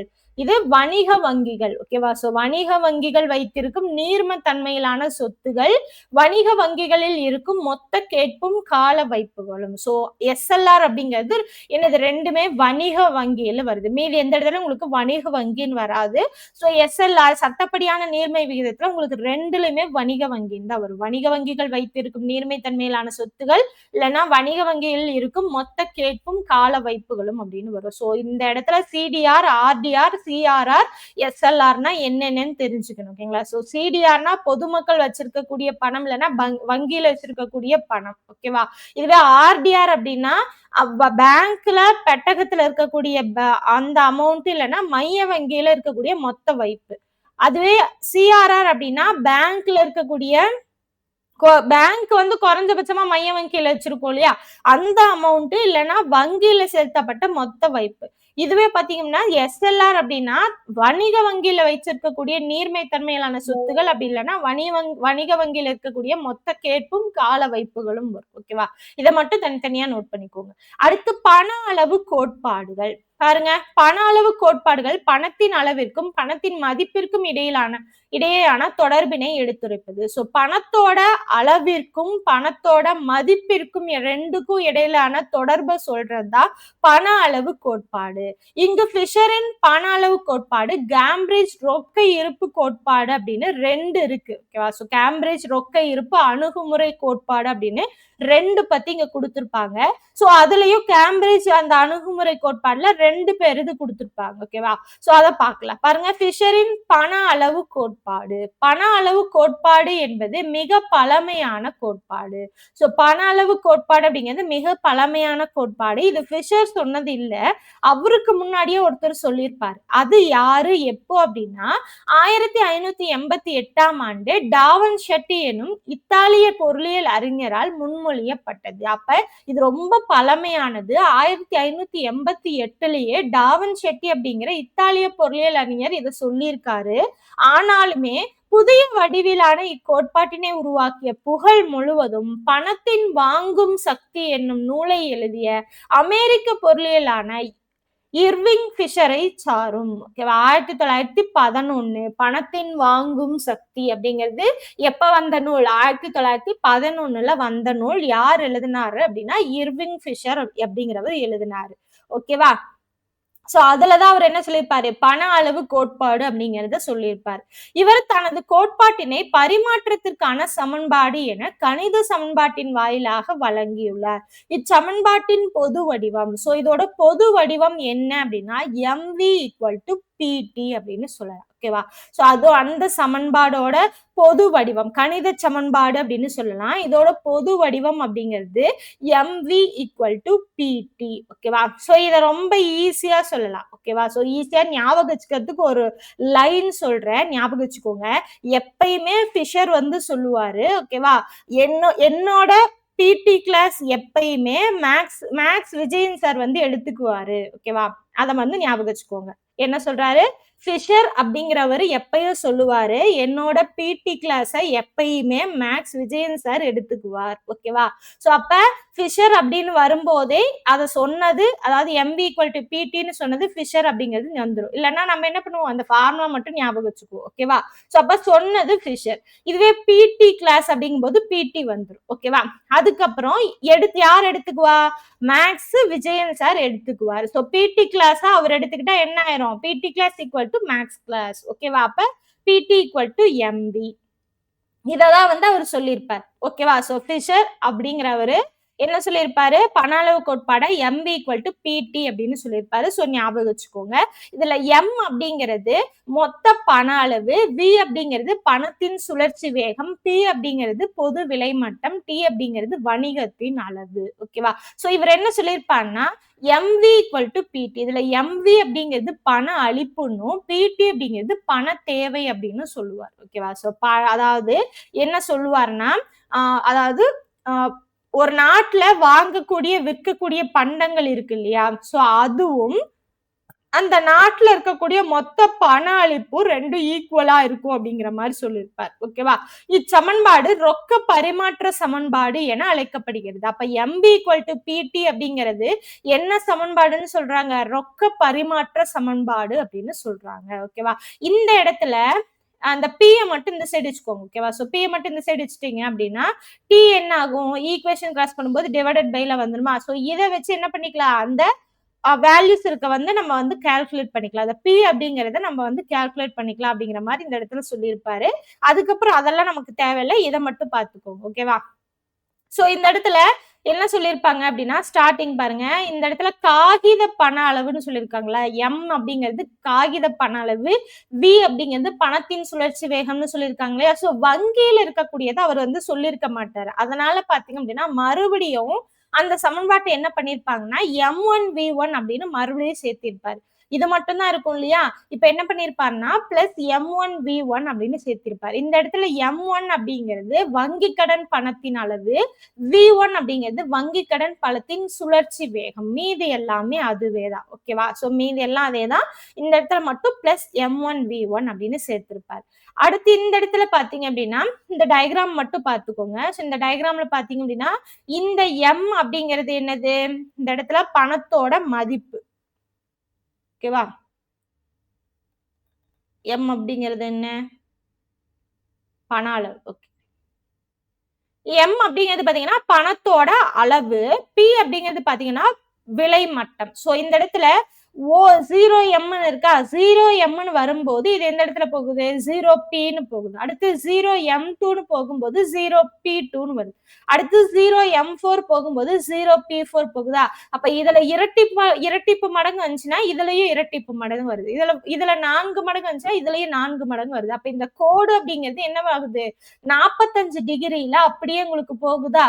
சோ இததான் இந்த இடத்துல சொல்லியிருப்பாரு. இது நேரடி சம விகித உறவு விளங்குது விலை மட்டத்துக்கும் அந்த பணத்தோட அளவிற்கும் இருக்கு அப்படிங்கிற மாதிரி சொல்லியிருப்பார். ரொம்ப டீட்டெயில்டா தேவையில்ல, இதை மட்டும் தெரிஞ்சுக்கோங்க. இதுவே பணத்தின் அளவிற்கும் மதிப்பிற்கும் எதிர்மறை விகிதம் இருக்கு அப்படின்னு சொல்லியிருப்பார். ஓகேவா? சோ இது வந்து பணத்தோட அளவு, இது வந்து பணத்தோட மதிப்புன்னு வச்சுக்கோங்களேன். இப்படி போகும்போது பாருங்க, இது இந்த இடத்துல இப்ப 0M வருதுன்னா இந்த இடத்துல 0P அப்படின்னு வரும். அடுத்து 0M2 இருந்துச்சுன்னா 0P2, 0M4 இருந்துச்சுன்னா 0P4. அப்ப இந்த இடத்துல இங்க ஸ்டார்ட் பண்ணி என்ன ஆகும்னா அப்படியே இறங்கிட்டு இப்படி போகும். ஓகேவா? அப்ப இது பாத்தீங்க அப்படின்னா என்ன ஆகும்னா கீழே இறங்கிட்டே வரும். அப்ப பாத்தீங்க அப்படின்னா இது எதிர்மறையான சமவிகித தொடர்பினை சுட்டி காட்டுகிறது அப்படின்னு சொல்லுவாரு. அப்ப விலை மட்டமும் இங்க நீங்க தெரிஞ்சுக்க வேண்டியது என்னன்னா, விலை மட்டமும் பணத்தோட அளவு இருக்கு இல்லையா? இந்த இடத்துல பாருங்க, பணத்தோட அளவும் விலை மட்டமும் நேரடி சமவிகித உறவு இருக்கு. இதுவே பணத்தோட மதிப்புக்கும் பணத்தோட அந்த அளவுக்கும் பாத்தீங்க அப்படின்னா எதிர்மறையான சமவிகித தொடர்பு இருக்கு. இது மட்டும் தெரிஞ்சுக்கிட்டீங்கன்னா போதும். ஓகேவா? அடுத்து கேம்பிரிட்ஜ் அணுகுமுறை, அதாவது ரொக்க இருப்பு அணுகுமுறையில 2 சொல்லியிருப்பாங்க. ஒண்ணு மார்ஷலோட அணுகுமுறை, மார்ஷல் சமன்பாடு, இன்னொன்னு பாத்தீங்க அப்படின்னா கீன்ஸோட சமன்பாடு. மார்ஷல் சமன்பாடு பாத்தீங்க அப்படின்னா M = KPY. ஓகேவா? So M = KPY. சோ இதுல M அப்படிங்கிறது பணத்தோட அளவு, Y அப்படிங்கிறது சமுதாயத்தின் மொத்த உண்மை வருமானம், P அப்படிங்கிறது பொது விலை மட்டம், K அப்படிங்கிறது மக்கள் தங்கள் கையில் ரொக்கமாக வைத்திருக்க விரும்பும் சமுதாயத்தின் மொத்த உண்மை வருமானத்தின் மதிப்பு அப்படின்னு சொல்லியிருப்பாங்க. சோ இதுவே இந்த இடத்துல அவ்வளவுதான். மத்ததெல்லாம் பாத்தீங்கன்னா அதையே திருப்பி அதாவது இங்க இருக்கிறத ரிவர்ஸ்ல மாத்தினா என்ன வரும், அப்படியே வந்து அதோட தலைகீழ் எழுதினா என்ன வரும் அப்படின்னு சொல்லியிருப்பாங்க. சோ அதெல்லாம் நமக்கு ரொம்ப முக்கியம் கிடையாது. சோ உங்களுக்கு தேவை இந்த இந்த சமன்பாடு இருக்கு இல்லையா, இதுதான் ரொம்ப முக்கியம். சோ மார்ஷலோட சமன்பாடு அப்படிங்கிறது M = KPY. இதுவே ஃபிஷர் இருக்கார் இல்லையா, அவரோட சமன்பாடு அப்படிங்கிறது MV = PT. ஓகேவா? சோ மார்ஷல் சமன்பாடு M = KPY. இதே கீன்ஸோட சமன்பாடு பாத்தீங்க அப்படின்னா 2 சமன்பாடு இருக்கும். முதல் சமன்பாடு பாத்தீங்கன்னா N = PK. ஏதோ ஒண்ணு ஞாபகம் வச்சுக்கோங்க. இதை ஏதோ ஒண்ணு தலைகீழ், அதாவது ஒண்ணை விட்டுட்டு இன்னொன்னு ஈக்குவேஷன் கிராஸ் பண்ணீங்கன்னா டிவைடட் பைல வரும். அப்ப N = PK அப்படிங்கிறது கீன்ஸோட சமன்பாடு. இதுல N அப்படிங்கிறது மொத்த பண அளிப்பு, P அப்படிங்கிறது நுகர்ச்சி பண்டங்களின் விலை மட்டம், K அப்படிங்கிறது மக்கள் தங்கள் கையில் வைத்திருக்க விரும்பும் வருமானத்தின் ஒரு பகுதி மைனஸ் நுகர்ச்சி பண்டங்களின் அலகு. இதுல K அப்படிங்கிறது உண்மை இருப்பு அப்படின்னு சொல்றாரு. ஓகேவா? சோ K அப்படிங்கிறது என்ன சொல்றாரு, உண்மை இருப்பு அப்படின்னு சொல்றாரு. இதுவே 2வது சமன்பாடு இந்த சமன்பாடு. ஓகேவா? சோ இந்த சமன்பாடு சும்மா நோட் பண்ணி மட்டும் வச்சுக்கோங்க என்ன அப்படிங்கிறது. N = P × K + R K' அல்லது P = N / K + R K'. ஓகேவா? இதை மட்டும் தெரிஞ்சு வச்சுக்கோங்க. இதுதான் கொடுத்திருப்பா. ஓகேவா? இந்த இடத்துல அப்ப K' அப்படின்னா என்னன்னு தெரிஞ்சு வச்சுக்கோங்க. ஏன்னா மீதி எல்லாம் இருக்கிறது தான். ஆரும் K' எக்ஸ்ட்ராவா வரும். R அப்படிங்கிறது வங்கிகளின் ரொக்க இருப்பு விகிதம், K' அப்படிங்கிறது வங்கி வைப்புகளாக சமுதாயம் வைத்திருக்கும் பணத்தின் அளவு, நுகர்ச்சி பண்டங்களின் எண்ணிக்கை. ஓகேவா? சோ இதைதான் கொடுத்திருப்பாங்க. சோ கீன்ஸுக்கு உங்களுக்கு 2 சமன்பாடு கொடுத்திருப்பாங்க. ஒன்னு N = PK, ரொம்ப சிம்பிளா இருக்கும். இன்னொன்னு N = P × K + R K'. ஓகேவா? சோ இது 2 தெரிஞ்சு வச்சுக்கோங்க. அதே மாதிரி மார்ஷலோட சமன்பாடு அந்த இவரோட சமன்பாடு. ஓகேவா? ஒரே நிமிஷம். ஃபிஷரோட சமன்பாடு. ஓகேவா? ஓகே, அடுத்து பார்க்கலாம் பணவீக்கம். பணவீக்கம் அப்படின்னா ஒரு பொருளோட விலை வந்து ஏறிக்கிட்டே வர்றது. ஓகேவா? சோ அதுதான் பாத்தீங்கன்னா பணவீக்கம் அப்படின்னு சொல்லுவாங்க. ஓகேவா? பொருளாதாரத்தில் பணவீக்கம், பணவாட்டம் என 2ம் பொருளாதார சிக்கல்கள் ஆகும். சோ பணவீக்கம் இருக்கு, பணவாட்டம் இருக்கு, 2மே வரும். ஒவ்வொன்னா பார்க்கலாம். பணவீக்கம் என்பது தொடர்ச்சியான குறிப்பிடும்படியான பொது விலை மட்ட அதிகரிப்பு. அதாவது எப்படி சொல்லலாம் அப்படின்னா, பணவீக்கம் என்பது பண்டங்கள் பணிகளின் பொதுமட்ட விலை அதிகரிப்பு விகிதத்தையும் அதன் விளைவாக பணத்தின் வாங்கும் சக்தி குறைகிறது. அதாவது என்னன்னா, ஒரு பொருளோட அந்த விலை அப்படிங்கிறது ஏறிக்கிட்டே வர்றது. இப்ப வந்து ஃபார் எக்ஸாம்பிள் இங்கே கொடுத்திருப்பாங்க பாருங்க. சோ 100 ரூபாய்க்கு வந்து 2000வது வருஷத்துல இவ்வளவு பொருள் வாங்கியிருக்கோம். இதுவே 2010ல இவ்வளவுதான் வாங்க முடியுது, 2018ல இவ்வளவுதான் வாங்க முடியுது, அப்ப இப்ப 2025ல எவ்வளவு வாங்க முடியும். ஓகேவா? சோ அப்ப அந்த அமௌண்ட் ஒன்னேதான், ஆனா பொருள் என்ன ஆயிடுது, கம்மி ஆகிக்கிட்டே வருது. அப்ப அந்த பொருளோட அந்த விலை அப்படிங்கிறது அதிகரிச்சுட்டே வர்றதால வாங்கும் சக்தி அப்படிங்கிறது குறையுது. இதுதான் வந்து பணவீக்கம் அப்படின்னு சொல்றோம். ஓகேவா? இதோட இலக்கணங்கள் 2 பேர் சொல்லியிருப்பாங்க. பாருங்க, குறைந்த அளவு பண்டங்களை அதிக அளவு பணம் துரத்தும் நிலை. கம்மி பண்டங்கள அதிக பணம் துரத்துறது தான் பாத்தீங்க அப்படின்னா கோல்பர்ன் சொல்றது தான் பணவீக்கம். இதுவே வாங்கும் சக்திக்கான அளவின் அசாதாரண குறைவு நிலை அப்படின்னு கிரிகிரி சொல்றாரு. ஓகேவா? சோ வாங்கும் சக்திக்கான அளவின் அசாதாரண குறைவு நிலை அப்படின்னு கிரிகிரி சொல்றாரு. அடுத்து பணவீக்கத்தோட வகைகள் வந்து கொடுத்திருப்பாங்க. தவழும் பணவீக்கம், நடக்கும் பணவீக்கம், ஓடும் பணவீக்கம், தாவும் அல்லது உயர் பணவீக்கம் அப்படின்னு கொடுத்திருப்பாங்க. ஓகேங்களா? சோ ஃபார் எக்ஸாம்பிள் ஒரு குழந்தை பிறக்குதுன்னு வச்சுக்கோங்களேன். அந்த குழந்தை என்ன பண்ணும்? ஃபர்ஸ்ட் தவழும், அடுத்து அப்புறம் நடக்கும், அதுக்கப்புறம் ஓடும், அப்படி வரும் இல்லையா? சோ அந்த இதை ஞாபகம் வச்சுக்கோங்க. சோ தவழும், நடக்கும், ஓடும், அதுக்கப்புறம் தாவும் அப்படிங்கிறது வந்துருச்சு. ஓகேவா? சோ தவழும் அப்படின்னா என்ன அர்த்தம்? தவழும் போது கொஞ்சம் மெதுவா தான் வரும் இல்லையா? அப்ப நடக்கும் போது அந்த தவழ்றத விட இன்னும் கொஞ்சம் வேகமா, அப்ப நான் ஓடுறது அப்படிங்கிறது நடக்கிறத விட இன்னும் கொஞ்சம் வேகமா, தாவறது அப்படிங்கிறது எல்லாத்தையும் விட வேகமா இருக்கும். அததான் சொல்லியிருப்பாங்க. ஓகேவா? அதாவது தவழ்றது அப்படின்னா படிப்படியா கொஞ்சம் கொஞ்சமா அந்த இது அதிகரிக்கிறது. ஓகேங்களா? சோ அது வந்து ரொம்ப பெருசா யாரையும் பாதிக்காது. நீண்ட காலத்துக்கு விலைவாசி உயரும். சோ இதால அதிகமா பாதிப்பு இருக்காது. ஓகேவா? இத வந்து நம்ம என்ன சொல்லலாம்னா மிதமான பணவீக்கம் அப்படின்னு சொல்லலாம். சோ தவழும் பணவீக்கம்னு சொல்லலாம், இல்லைன்னா மிதமான பணவீக்கம் அப்படின்னு சொல்லலாம். அடுத்து நடக்கும் பணவீக்கம். நடக்கும் பணவீக்கம் அப்படின்னா சிங்கிள் டிஜிட் 3ல இருந்து 9 விழுக்காடு இருந்தது அப்படின்னா அதோட அந்த அதிகரிக்குது இல்லையா? அந்த அதிகரிக்கிற அந்த இது 3ல இருந்து 9 விழுக்காடு இருந்தாலே அது வந்து நடக்கும் பணவீக்கம்னு சொல்லலாம், இல்லைன்னா நகரும் பணவீக்கம் அப்படின்னு சொல்லலாம். இதுவே ஓடும் பணவீக்கம் அப்படின்னா டபுள் டிஜிட்லயும் 10ல இருந்து 20 வரைக்கும் இருந்ததுன்னா அதை வந்து ஓடும் பணவீக்கம் அப்படின்னு சொல்லலாம். ஓகேவா? அடுத்து தாவும் பணவீக்கம் அப்படிங்கிறது அதாவது டபுள் டிஜிட் இல்லைன்னா ட்ரிபிள் டிஜிட் இருக்கலாம். ஏன்னா இதுதான் அதிகம். தாவும் பணவீக்கம் இல்லைன்னா உயர் பணவீக்கம் அப்படின்னு சொல்லலாம். இதுதான் அதிகம். அப்ப இது வந்து 20ல இருந்து 100 விழுக்காடு இருக்கலாம். ஓகேவா? சோ இதுதான் என்ன சொல்லுவோம்? தாவும் பணவீக்கம் இல்லைன்னா உயர் பணவீக்கம் அப்படின்னு சொல்லலாம். இத கீன்ஸ் அப்படிங்கிறவர் இருக்கா இல்லையா? சோ ஜேஎம் கீன்ஸ் அவர் என்ன சொல்றாருன்னா இந்த தாவும் பணவீக்கம் தான் உண்மையான பணவீக்கம் அப்படின்னு சொல்றாரு. யார் சொல்றா? ஜேஎம் கீன்ஸ் வந்து இதை வந்து தாவும் பணவீக்கம் அப்படிங்கிறது தான் உண்மையான பணவீக்கம் அப்படின்னு சொல்றாரு. இதுதான் சீக்கிரமா அதிகமா வந்து பணம் அந்த விலை வந்து அதிகரிக்கிறது. ஓகேவா? 21ஆம் நூற்றாண்டின் முதல் உயர் பணவீக்கம் முன் எப்போதும் இல்லாத அளவாக ஜிம்பாப்வே நாட்டில் ஆண்டிற்கு 3714% ஏப்ரல் 2007 இறுதியில் உயர்ந்தது. சோ அப்ப அந்த தாவும் பணவீக்கம் எந்த நாட்டுல இருந்திருக்கு? ஜிம்பாப்வே நாட்டுல 2007லயே இருந்திருக்கு. ஓகேவா? சோ இதுதான் முதல்ல வந்த அந்த தாவும் பணவீக்கம். சோ 3714% இருந்திருக்கு ஏப்ரல் 2007லயே ஜிம்பாப்வே நாட்டுல. ஓகேவா? அடுத்து தேவை இழுப்பு பணவீக்கமும் செலவு உந்து பணவீக்கமும். தேவை இழுப்பு பணவீக்கம் அப்படின்னா என்னன்னா ஒரு பொருளுக்கான தேவை அதிகரிக்குது அப்படின்னா அப்ப அந்த பொருளோட விலை அதிகரிக்கும். அதுதான் தேவை இழுப்பு பணவீக்கம். ஃபார் எக்ஸாம்பிள் பாத்தீங்கன்னா இந்த கொரோனா காலத்துல எல்லாம் இந்த பாலோட விலை அதிகரிச்சது இல்லையா? சோ பாலோட தேவை அதிகரிச்சது. அப்ப பால் பாத்தீங்கன்னா 1 லிட்டர் 200 ரூபாய்க்கு கூட வித்துச்சு இல்லையா? சோ அது எல்லாருக்கும் தெரிஞ்ச விஷயம் தான். அப்ப ஒரு பொருளோட அந்த தேவை அதிகரிக்குது, டிமாண்ட் அதிகரிக்குது அப்படின்னா என்ன ஆகுது? அந்த பொருளோட விலை அப்படிங்கிறது சரமாரியா அதிகரிக்குது. அதுதான் பாத்தீங்க அப்படின்னா தேவை இழுப்பு பணவீக்கம் அப்படின்னு சொல்றாங்க. ஓகேவா?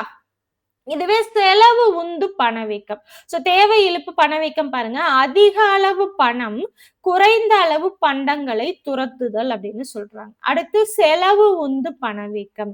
இது என்ன சொல்றாங்க அப்படின்னா உற்பத்தியில் மூலப்பொருட்கள் இதர இடுபொருட்களுக்கான, அதாவது என்னன்னா இப்ப உற்பத்தி ஒரு பொருள் செஞ்சுட்டு இருக்கோம்னு வச்சுக்கோங்களேன், அதுக்கான இதர பொருட்கள் நம்ம ஏதாவது செய்யணும். ஓகேவா? சோ அதாவது அதுக்கு தேவையான வேற பொருட்கள் நம்ம சேர்க்கும் போது அதோட பொருட்கள் வந்து விலை ஏற்றம் அதிகரிச்சிருச்சு அப்படின்னா அதை நம்ம வாங்கி இது கூட சேர்த்து செய்யும் போது நம்ம என்ன பண்ணுவோம்? அந்த பொருளோட விலையை ஏத்திடுவோம் இல்லையா? சோ ஃபார் எக்ஸாம்பிள் இப்ப வீடு கட்டிட்டு இருக்கோம்னு வச்சுக்கோங்களேன். வீடு கட்டிட்டு இருக்கும் போது கட்டுறதுக்கான மண் ஆகட்டும், செங்கல் ஆகட்டும், இந்த மாதிரி பொருட்கள் வந்து திடீர்னு நம்ம கட்டும் போது ஒரு ரேட்ல இருந்திருக்கும்.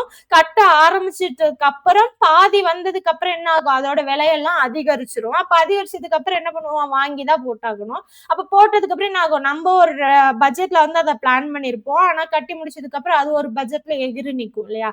சோ அதுதான். சோ அப்ப நம்ம ஒரு வேலை செஞ்சிட்டு இருக்கும் போது அதுக்கு தேவைப்படக்கூடிய அந்த இதர பொருட்களை இதர பொருட்கள் இருக்கு இல்லையா, அதோட அந்த பொருள் வந்து விலை அதிகரிக்குது அப்படின்னா நம்ம என்ன பண்ணுவோம், நம்ம அதை வாங்கி யூஸ் பண்ணிதான் ஆகணும். அப்ப யூஸ் பண்ணும்போது கிடைக்கிற அந்த மூலப்பொருட்கள், கடைசியா கிடைக்கக்கூடிய அந்த இறுதிநிலை பொருட்களோட விலைய வந்து அதிகரிச்சு விற்போம். அதுதான் செலவு உந்து பணவீக்கம் அப்படின்னு சொல்றோம். ஓகேவா? அடுத்து கூலி விலை சூழல். சோ இது என்ன அப்படின்னா, இப்ப கூலி விலை சூழல் அப்படிங்கிறது என்ன அப்படின்னா, கூலி உயருதுன்னு வச்சுக்கோங்களேன். கூலி வேலை செய்யறாங்க அப்படின்னா, கூலி உயருது அப்படின்னா, அதுக்கான அந்த செலவும் அதிகரிக்கும். ஓகேவா? இப்ப ரூ. 5 வந்து சம்பாதிக்கிறாங்க அப்படின்னா, அந்த ரூ. 5க்கான செலவு இருக்கும். ரூ. 500 சம்பாதிக்கிறாங்கன்னா, ரூ. 500க்கான செலவு இருக்கும். ரூ. 50,000 சம்பாதிக்கிறாங்கன்னா, அந்த ரூ. 50,000க்கான செலவு இருக்கும் இல்லையா? அப்ப அந்த ஒவ்வொருத்தங்களும் அவங்க சம்பாதிக்கிறதுக்கான அந்த செலவுகள் இருக்கும். அப்ப கூலி உயரும் போது அதுக்கான அந்த செலவுகளும் உயரும். அப்ப அதுக்கான தேவைகளும் உயரும். சோ என்ன பண்ணுவோம், இந்த தேவைகள் உயரும் போது அதுக்கான அந்த விலை ஏற்றங்களும் அதிகரிக்கும். சோ அப்ப அந்த விலை அதிகரிச்சதுன்னா பணவீக்கம் ஏற்படும். சோ ஒருவேளை வந்து உயர்வு கொடுக்கல அப்படின்னா என்ன பண்ணுவாங்க, உயர்வு கேட்பாங்க. அப்ப உயர்வு கேட்கும் போது என்ன ஆகும், மறுபடியும் அந்த இது அப்படியே சுழற்சி ஆகி மறுபடியும் என்ன ஆகும், அந்த பணவீக்கம் தான் ஏற்படும் அப்படின்னு சொல்லுவாங்க. அடுத்து இதர காரணிகள் தூண்டும் அடிப்படையில். ஓகேவா? சோ அதாவது இந்த பணவீக்கத்தை தூண்டக்கூடிய அந்த இதர காரணிகள் என்னென்ன? காகித பணவீக்கம். காகித பணவீக்கம்னா என்னன்னா, அளவுக்கு அதிகமான காகித பணத்தை மைய வங்கி பயன்பாட்டுக்கு விடுது அப்படின்னா அந்த இடத்துல விலைவாசி உயர்வு ஏற்பட்டு காகித பணவீக்கம் ஏற்படும். ஓகேவா? அடுத்து கடன் பணவீக்கம். அதாவது இது என்னன்னா, வணிக வங்கி இருக்கு இல்லையா, அது வந்து தாராளமா கடனை வந்து கொடுத்துக்கிட்டே இருக்கு அப்படின்னா, அதனால விலைவாசி உயர்வு அடைஞ்சது அப்படின்னா அதை வந்து கடன் பணவீக்கம் அப்படின்னு சொல்றோம். ஓகேவா? சோ காகித பணவீக்கம் அப்படின்னா அளவுக்கு அதிகமா காகித பணத்தை மைய வங்கி பயன்பாட்டுக்கு கொடுக்குது அப்படின்னா அதனால ஏற்படக்கூடிய விலைவாசி உயர்வு இருக்கு அப்படின்னா அதை காகித பணவீக்கம் அப்படின்னு சொல்றோம். இதுவே கடன் பணவீக்கம் அப்படின்னா வணிக வங்கி தாராளமா கடனை வந்து கொடுத்துருச்சு, அதனால விலைவாசி வந்து அதிகரிக்குது அப்படின்னா அதை வந்து கடன் பணவீக்கம் அப்படின்னு சொல்றோம். அடுத்து வரவு செலவு பற்றாக்குறை தூண்டல் பணவீக்கம்.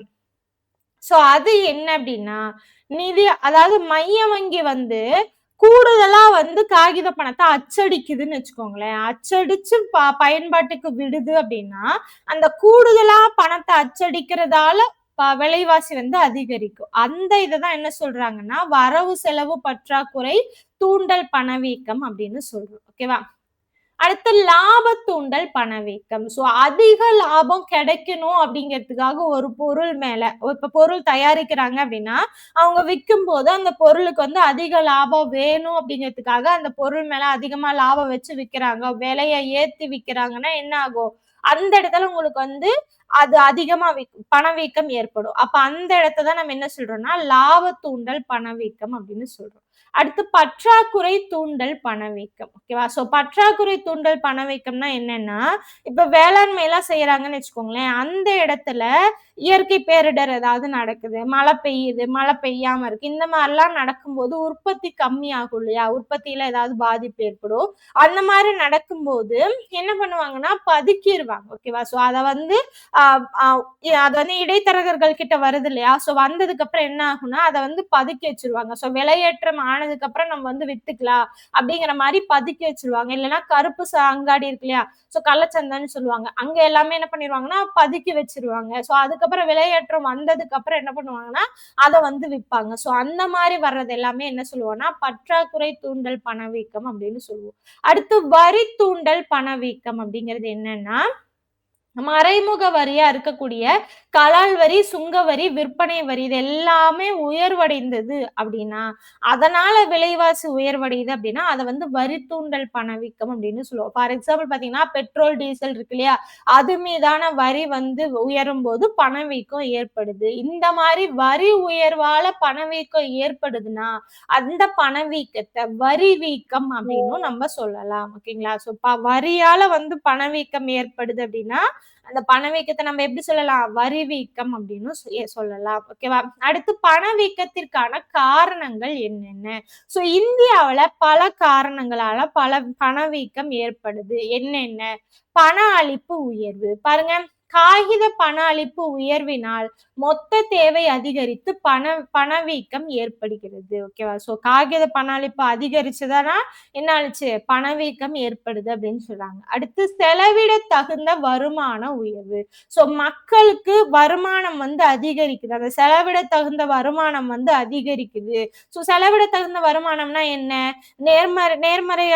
நேர்மறை வரி இருக்கு இல்லையா? ஸோ அத தவிர்த்து மீதி இருக்கக்கூடிய வருமானம். ஸோ அந்த இது அதிகரிச்சது அப்படின்னா, அப்ப என்ன பண்ணுவாங்க? அதிகமா செலவு செய்வாங்க. அப்ப அதிகமா செலவு செய்யும்போது என்ன ஆகும்?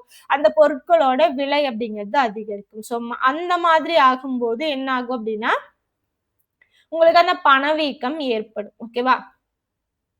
அடுத்து உயர்ந்து வரும் பொது செலவுகள். ஸோ வளர்ச்சி திட்டங்கள், சமுதாய நலத்திட்டங்கள் இந்த மாரி எல்லாம் அமல்படுத்தும்போது என்ன ஆகும் அப்படின்னா, அந்த பொது செலவுகள் அதிகரிச்சுரும். ஓகேவா? ஸோ அந்த மாதிரி அதிகரிக்கும்போது என்ன ஆகும்? அந்த பணவீக்கம் அப்படிங்கிறது ஏற்படும்.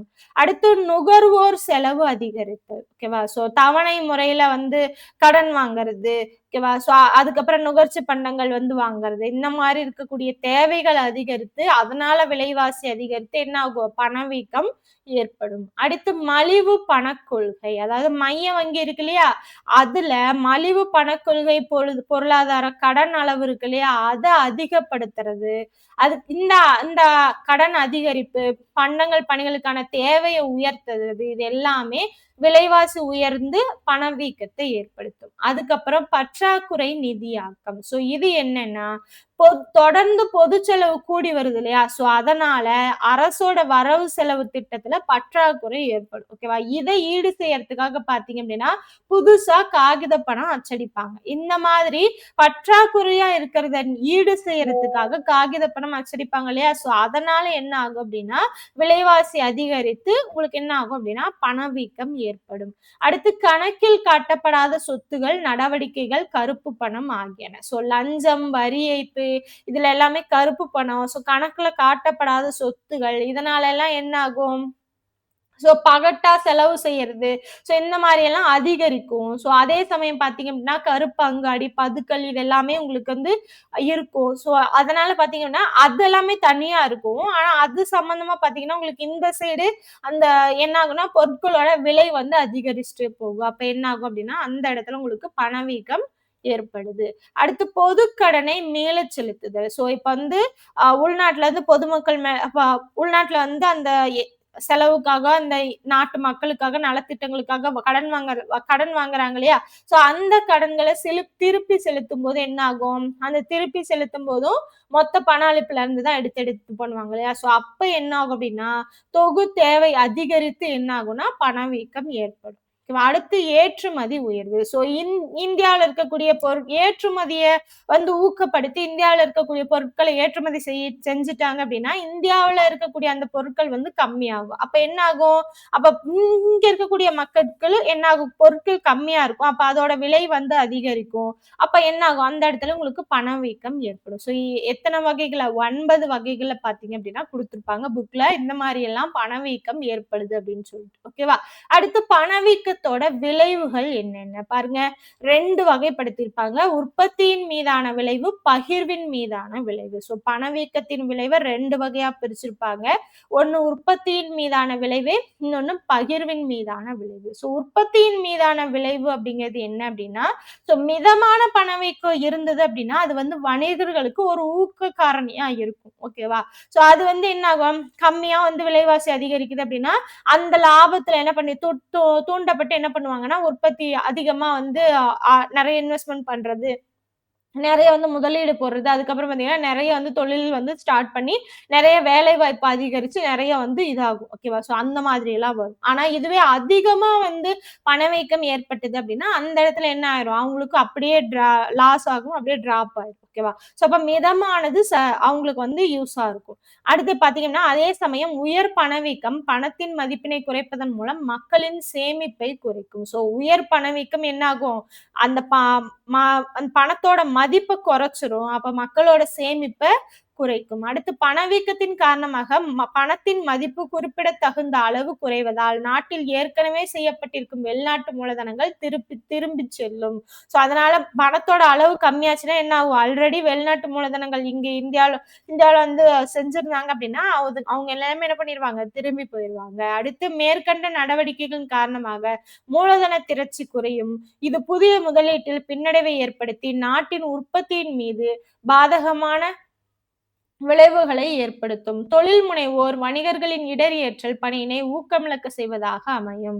ஸோ இது எல்லாமே உற்பத்தி மீதான விளைவுகள். அடுத்து பதுக்கல்காரர்களும், நுகர்வோரும் பண்டங்களை பதுக்கி வைக்க பணவீக்கம் காரணமாக அமைகிறது. இது தொடர்ந்து உயர் பணவீக்கத்திற்கு வழிவகுக்கிறது. அப்ப பதுக்கல்காரர்கள் என்ன பண்ணுவாங்க? அந்த ப உற்பத்தி ஆகுற பொருள் வந்து என்ன பண்ணுவாங்க? விலை அதிகரிக்கும்போது நம்ம விட்டுக்கலாம் அப்படின்னு சொல்லிட்டு அந்த பண்டங்கள அப்படியே பதுக்கி வச்சுருவாங்க. அதுக்கப்புறம் விலை அதிகரிக்கும்போது விடுவாங்க. அப்ப இது என்ன ஆகும்? பணவீக்கத்த இன்னுமே அதிகரிக்கும். ஓகேவா?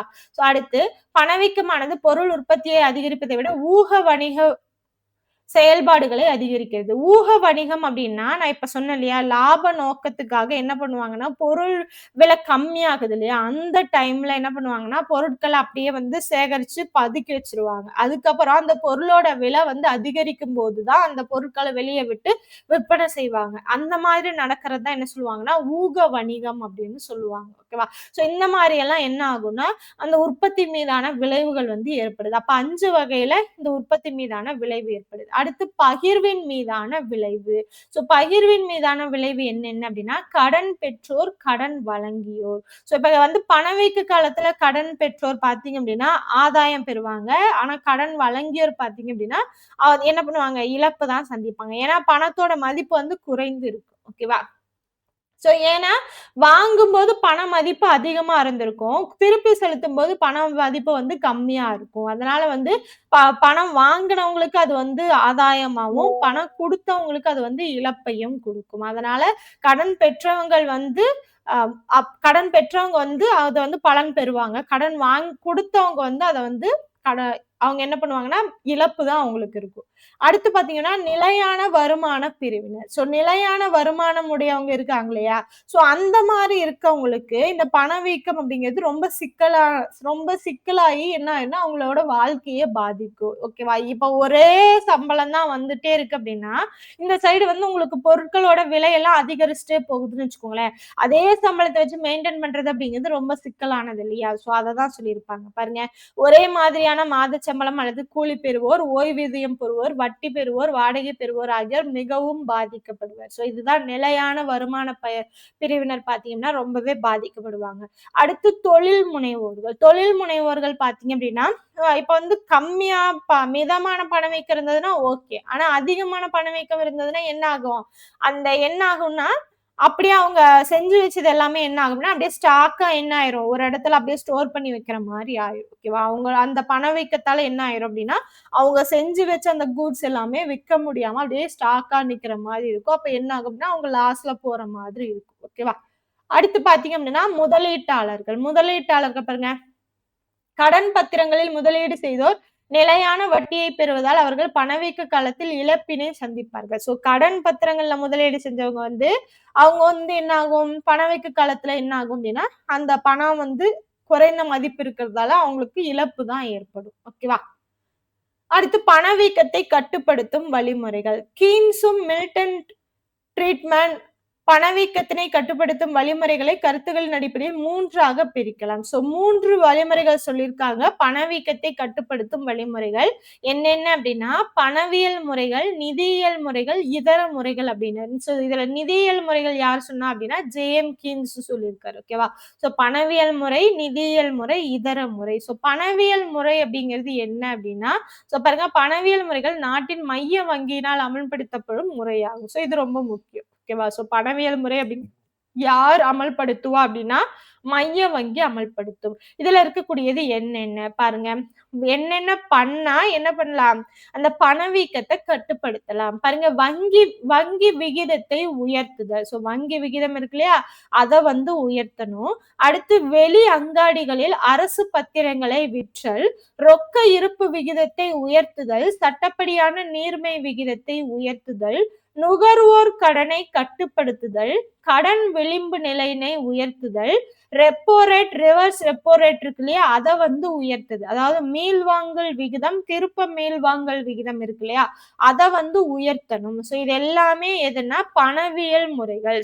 இந்த மாதிரி பண்ணோம் அப்படின்னா, பணவீக்கம் அப்படிங்கிறத நம்ம கட்டுப்படுத்தலாம். ஓகேவா? இதெல்லாமே பணவியல் முறை. இதுவே நிதியியல் முறை பார்த்தீங்க அப்படின்னா, பணவீக்க சூழ்நிலையை கட்டுப்படுத்துவதில் நிதி கொள்கையும் அதன் கருவிகளும் முக்கிய பங்கு வகிப்பது உணரப்பட்டுள்ளது. பாருங்க, பணவீக்கத்திற்கு எதிரான நிதியியல் நடவடிக்கைகளான அரசு செலவினங்களை குறைப்பது, பொதுமக்களிடமிருந்து கடன் பெறுவது, வரி விதிப்புகளை விரிவாக்குவது. இதுதான் பாயிண்ட். ஓகேவா? இதுல இருந்து இது வரைக்கும் தான் பாயிண்ட்.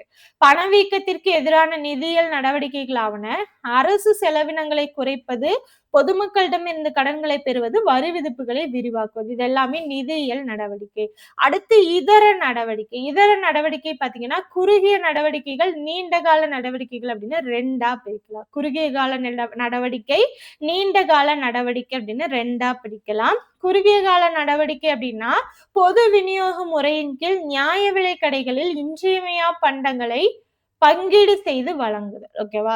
அதாவது நியாய விலைக் கடை, ரேஷன் கடை இருக்கு இல்லையா? அதுல வந்து இன்றியமையா பண்டங்கள வந்து பங்கீடு செய்து வழங்குறது.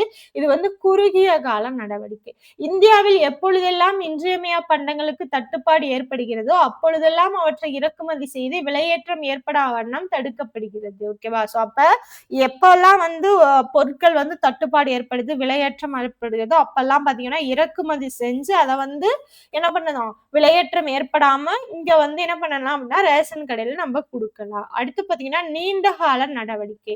நீண்ட கால நடவடிக்கை அப்படிங்கிறது பொருளாதார வளர்ச்சியை விரைவுபடுத்துவது, குறிப்பாக பொது விலை மட்டத்துடனும் வாழ்க்கை செலவுடனும் நேரடி தொடர்பை கொண்டிருக்கும் கூலிப் பண்டங்களின் உற்பத்தியின் வளர்ச்சியை துரிதப்படுத்துவது ஆகும். நீண்டகால பொருளாதார வளர்ச்சியை அடையும் நோக்கினில் சேமிப்பு முதலீடுகளை மேம்படுத்தும் விதமாக நடப்பில் உள்ள சில நுகர்ச்சி கட்டுப்படுத்துதலும் உள்ளடக்கும். ஓகேவா? இது வந்து நீண்ட கால நடவடிக்கைகள். அப்ப நீண்ட கால நடவடிக்கைகள் பாத்தீங்க அப்படின்னா, பொருளாதார வளர்ச்சியை விரைவுபடுத்துறதுக்கும், குறிப்பா பொது விலை மட்டம் இருக்கு இல்லையா? அத வந்து வாழ்க்கை செலவுடன் வந்து நேரடி தொடர்பு கொண்டிருக்கக்கூடியதுதான். ஓகேங்களா? இததான் பாத்தீங்க அப்படின்னா, நீண்ட கால நடவடிக்கை அப்படின்னு சொல்றோம். அடுத்து பாத்தீங்கன்னா, பணவாட்டம், மீள் பணவீக்கம் மற்றும் தேக்க வீக்கம். இதுக்கு முன்னாடி பார்த்தது எல்லாமே பணவீக்கம். பணவாட்டம் அப்படின்னா, பொருளோட விலை குறைதல். பொருளோட விலை அதிகரிச்சுட்டே போச்சுன்னா அது பணவீக்கம். குறைஞ்சிட்டே வந்துச்சு அப்படின்னா அது பணவாட்டம். ஓகேவா? பணவாட்டம் பாருங்க, விலைவாசி குறைதல், குறைந்த பண அளிப்பு, வேலைவாய்ப்பின்மை ஆகியன பணவாட்டத்தின் முக்கிய இயல்புகள் ஆகும். பணவாட்டத்தின் போது விலைவாசி குறைதல் என்பது நுகர்வோருக்கு விரும்பத்தகுந்த ஒன்றாக இருந்தாலும், அக்குறைவு உற்பத்தியையும் வேலைவாய்ப்பையும் குறைக்கும் அளவுக்கு இருக்கக்கூடாது. முழு வேலைவாய்ப்புள்ள நிலையில் விலைவாசி குறைந்தால் அது வருமானத்திலும் வேலைவாய்ப்பில் விரும்பத்தகாத விளைவினை ஏற்படுத்தும். அதாவது விலை குறையறது அப்படிங்கிறது கம்மியா இருக்கலாம். பட் ரொம்ப வந்து கம்மியாச்சு அப்படின்னா என்ன ஆகும் அப்படின்னா, அந்த வருமானத்திலயும் அந்த வேலை வாய்ப்புலயும் என்ன ஆகும் அப்படின்னா, ரொம்ப வந்து வேலைவாய்ப்பின்மை அப்படிங்கிறது அதிகரிச்சிரும். ஓகேவா? அடுத்து மீள் பணவீக்கம். வேலை வாய்ப்பினை பாதிக்காத வகையில் கடன்களை கட்டுப்படுத்துவதன் மூலம் பணவீக்கத்தினை குறைத்து வருவது மீள் பணவீக்கம். அதாவது வேலை வாய்ப்பு வந்து ஏற்படாம என்ன பண்ணணும்? கடன்களை கட்டுப்படுத்துறதன் மூலம் பணவீக்கத்தை குறைச்சு மீள் பணவீக்கம் அப்படிங்கறத நம்ம இது பண்ணலாம். இதுவே மீள் பணவீக்கம் அப்படிங்கறத எப்படி வரையறுக்கலாம் அப்படின்னா, வேலை வாய்ப்பின்மையை ஏற்படுத்தாமலும் உற்பத்தி அளவுகள் குறையாமலும் பணவீக்கத்தை திருப்பும் செயல்முறையே மீள் பணவீக்கம் ஆகும். இதுதான் மீள் பணவீக்கம் அப்படிங்கிறதுக்கு டெஃபினிஷன். ஓகேவா? என்னது? வேலை வாய்ப்பின்மையை ஏற்படுத்தாமலும் உற்பத்தி அளவுகள் குறையாமலும் பணவீக்கத்தை திருப்பும் செயல்முறையே மீள் பணவீக்கம் ஆகும். அடுத்து தேக்க வீக்கம். பாருங்க, தேக்க வீக்கம் அப்படிங்கிறது பொருளாதார வளர்ச்சியில் தேக்க நிலையும் வேலைவாய்ப்பின்மையும் அதிக அளவிலான பணவீக்கமும் ஒன்றிணைந்த சூழ்நிலை. அதாவது என்னன்னா, பொருளாதார வளர்ச்சியில தேக்க நிலை இருக்கும், வேலைவாய்ப்பின்மை இருக்கும், அதிக அளவுல பணவீக்கம் இருக்கும். இதெல்லாம் சேர்ந்து இருந்தது அப்படின்னா அததான் நம்ம தேக்க வீக்கம் அப்படின்னு சொல்றோம். ஓகேவா? அடுத்து வணிகச் சூழல். ஒரு முதலாளித்துவ அமைப்பு முறையில் பொருளாதார நடவடிக்கைகள் ஏற்ற இறக்கங்களுடனே இருக்கும். சீரான கால இடைவெளியில் அமையும் இவ்வகை ஏற்ற இறக்கங்கள் வணிகச் சூழல். ஓகேவா? ஸோ இது வந்து சைக்கிள் அப்படின்னு சொல்லலாம். ஸோ வணிகச் சூழல் அப்படிங்கிறது ஏற்ற இறக்கங்கள் அப்படின்னு இருந்துகிட்டே தான் இருக்கும். ஓகேவா? ஸோ இது என்ன சொல்லலாம்னா, தொழில் ஏற்ற இறக்கங்கள் அப்படின்னு நம்ம சொல்லலாம். ஓகேங்களா? ஸோ இந்த வணிகச் சூழல தொழில் ஏற்ற இறக்கங்கள் அப்படின்னு நம்ம சொல்லலாம். பாருங்க. வணிகச் சூழல் சுழற்சியின் பொருள் வேலைவாய்ப்பு, உற்பத்தி, வருமானம் ஆகியவற்றை உள்ளடக்கிய ஒட்டுமொத்த பொருளாதார நடவடிக்கைகள் ஏற்படும் அலைவுகளே வணிக சுழற்சி அல்லது வணிகச் சூழல் எனப்படுகிறது. அதாவது எது எது வேலைவாய்ப்பு, உற்பத்தி, வருமானம். ஓகேவா? ஸோ வேலைவாய்ப்பு, உற்பத்தி, வருமானம் இது எல்லாத்தையும் பொருளாதார நடவடிக்கையில் ஏற்படக்கூடிய அலைவுகள் தான் பார்த்தீங்கன்னா வணிக சுழற்சி இல்லைன்னா வணிக சூழல் அப்படின்னு சொல்லலாம். ஒரு நாட்டின் பொருளாதார நடவடிக்கைகளுக்கு ஊக்கம் அளிக்கும் கூறுகளில் ஏற்படும் உள்ளார்ந்த சுருக்கம் விரிவாக்கத்தினால் வணிக சுழற்சி ஏற்படுகிறது. ஸோ இதோட பண்புகள் மட்டும் பார்த்துக்கோங்க. பாருங்க, குறிப்பிட்ட கால இடைவெளியில் வருபவை, மாறுபட்ட தீவிர தன்மை கொண்டவை, அதன் செயலாக்க எல்லைகள் மாறுபட்டவை. ஓகேவா? ஸோ இதோட இலக்கணம் ரொம்ப முக்கியம். யார் சொன்னாங்கன்னா ஜேஎம் கீன் சொல்லியிருக்காரு. உயர்கின்ற விலைகளையும் குறைந்த வேலையற்றோர் விழுக்காட்டையும் கொண்ட நல்ல வணிக காலங்களையும் குறைகின்ற விலைகளையும் மிகுகின்ற வேலையில்லா திண்டாட்ட சதவிகிதத்தையும் கொண்ட கெட்ட வணிக காலங்களையும் உள்ளடக்கியது வணிகச் சூழல் ஆகும் அப்படின்னு ஜேஎம் கீன் சொல்றார். அதாவது விலை உயருது அப்படின்னா வேலை வாய்ப்பு இருக்கு இல்லையா, அவங்க வந்து குறையும். ஓகேங்களா? குறைந்த வேலையற்றோர் விழுக்காடு, வேலையற்றோர் விழுக்காடு. ஓகேவா? இது வந்து வேலை அற்றோர், இது வந்து விலை விலை உயருது, வேலை இல்லாதவங்களோட சதவீதம் கம்மியாகுது. இந்த மாதிரி இருந்தா அது நல்ல வணிக காலம் அப்படின்னு சொல்றாரு. இதுவே விலை வந்து கம்மியாகுது, வேலை வாய்ப்பு அந்த வேலை வாய்ப்பு இல்லாதவங்க இருக்காங்க இல்லையா, அவங்களோட சதவிகிதம் அதிகமாகுது. இந்த மாதிரி இருந்தா அத வந்து கெட்ட வணிக காலம் அப்படின்னு சொல்றாரு. இது ரெண்டையும் உள்ளடக்கியதுதான் வணிக சூழல் அப்படின்னு சொல்லி ஜேஎம் கீன் சொல்றாரு. ஓகேவா? ஸோ இந்த படத்தை பார்த்தாலே உங்களுக்கு தெரியும். ஓகேங்களா? ஸோ ஏற்ற இறக்கங்கள் இருப்பதுதான். ஸோ ஏற்றம் அப்படின்னா ஏறி வருது, இறக்கம்னா கீழே வருது. பாருங்க, இது வந்து இந்த சைடு கீழே இறங்கிச்சுன்னா அதை பின்னிறக்கம் அப்படின்னு சொல்லலாம். ஓகேவா? ஸோ அடுத்து இங்க இருந்து ஏறுது, மேல போறோம் அப்படின்னா அதை மீட்டுருவாக்கம் பண்ணி நம்ம மேல போறோம் அப்படின்னு அர்த்தம். ஸோ வளர்ச்சி அப்படிங்கிற இந்த இது இருக்கு இல்லையா, ஸோ இதை தாண்டிருச்சு அப்படின்னா வளர்ச்சியோட உச்சக்கட்டம் தான் பாத்தீங்க அப்படின்னா பூரிப்பு. ஓகேவா? அதே மாதிரி பின்னிறக்கத்துக்கு கீழே வந்துச்சுன்னா அது வந்து மந்தம். மந்தத்தோட எண்டு தான் பாத்தீங்க அப்படின்னா தொட்டி. ஓகேவா? ஸோ இது எல்லாமே இங்க வரும், பாயிண்டா வரும், நான் சொல்றேன். இப்போதைக்கு தெரிஞ்சுக்கோங்க. ஸோ வளர்ச்சி அப்படிங்கிற பாயிண்ட் இந்த இடத்த வளர்ச்சியை விட்டு கீழே இறங்கிச்சுன்னா அது பின்னிறக்கம். ஓகேவா? ஸோ பின்னிறக்கம் வந்துருச்சு, கீழே வந்துருச்சுன்னா அது வந்து மந்தம் அடையுதுன்னு அர்த்தம். மந்தத்துக்கும் கீழே போயிடுச்சு, மந்தத்தோட எண்டு தான் தொட்டி. ஓகேவா? அதுல இருந்து நம்ம மீட்டெடுத்து போறோம்னா அதுதான் மீட்சி. வளர்ச்சியில இருந்து அதிகமா போகுது, அதோட டெட் எண்ட் தான் பாத்தீங்கன்னா பூரிப்பு அப்படின்னு வரும். ஓகேவா? பாருங்க, வணிக சுழற்சியினை உற்று நோக்கும் பொழுது அதனுடைய 4 கட்டங்கள் வெளிப்படும். என்னென்ன பாருங்க, பூரிப்பு, பின்னிறக்கம், மந்தம், மீட்சி எனப்படுகிறது. சோ பூரிப்பு அப்படிங்கிறது பாத்தீங்க அப்படின்னா நான் சொன்னேன் இல்லையா, சோ இந்த இடம் தான். சோ பூரிப்பு அப்படிங்கிறது சோ இங்க இருந்து இந்த வளர்ச்சிக்கு மேல வரக்கூடிய இந்த இடம், அதாவது வளர்ச்சியோட உச்சக்கட்டம் தான் பாத்தீங்க அப்படின்னா பூரிப்பு அப்படின்னு சொல்லுவாங்க. பாருங்க, வளர்ச்சி கட்டத்தின் உச்சத்தில் பூரிப்பு நிலை தோன்றும். இந்த இடத்துல இதை மட்டும் கவனிச்சுக்கோங்க. இந்த காலகட்டத்தில் என்னென்ன இருக்கும் பாருங்க, பண்டங்கள் உற்பத்தி, பணக்கூலி, லாபம், வட்டி விகிதங்கள் உயரும், வங்கி கடன் தேவைகள் உயரும். ஓகேவா? ஸோ இது எல்லாமே பொதுவாக அனைத்து தரப்பினரிடம் நம்பிக்கை உயரும். ஸோ என்ன ஆகும், வளர்ச்சியில இருந்து அதிகரிச்சுட்டு போறோம் அப்படின்னா அங்க இருக்கக்கூடிய எல்லாத்தோட நம்பிக்கை வந்து அதிகரிக்கும் இல்லையா? அப்ப வளர்ச்சியோட உச்சநிலை தான் பாத்தீங்க அப்படின்னா பூரிப்பு நிலை அப்படின்னு சொல்றோம்.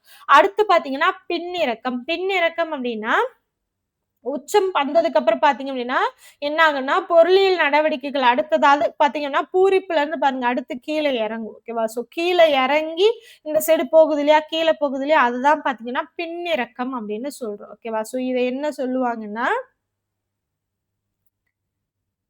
பாருங்க, பூரிப்பில் வெடிப்பு நிலை ஏற்பட்டு, ஓகேவா? ஏற்பட்டு நடவடிக்கைகள் பின்னோக்கி திரும்புவதை பின்னிறக்கம் என்கிறோம். அப்ப பூரிப்பில் வெடிப்பு நிலை ஏற்பட்டு நடவடிக்கைகள் பின்னோக்கி திரும்புவதை பின்னிறக்கம் அப்படின்னு சொல்லுவோம். இந்த காலகட்டத்துல பாத்தீங்கன்னா, உற்பத்தி, பணக்கூலி, லாப வட்டி விகிதம் ஆகியன குறையத் தொடங்கும். நிறுவனங்கள் தோல்வி அடையத் தொடங்கும். ஓகேவா? சோ இது வந்து என்ன நினைப்பாங்கன்னா, வணிகர்கள் தாங்கள் அகலக்கால் வைத்து வணிகத்தை விரிவாக்கி விட்டதை உணர்வார்கள்.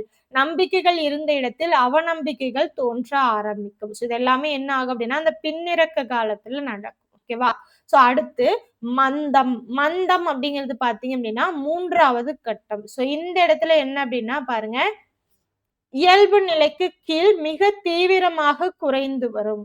நிறுவனங்கள் நட்டமடைவதும், மூடப்படுவதும் பொது இயல்புலாக இருப்பதுடன் வேலைவாய்ப்பின்மையும் ஏற்படுத்தும். சோ இது மந்தம் அப்படிங்கிறது எங்க வரும்னு சொல்றேன் பாருங்க. வட்டி, லாபம், கூலி ஆகியன மிக குறைந்த அளவில் இருக்கும்.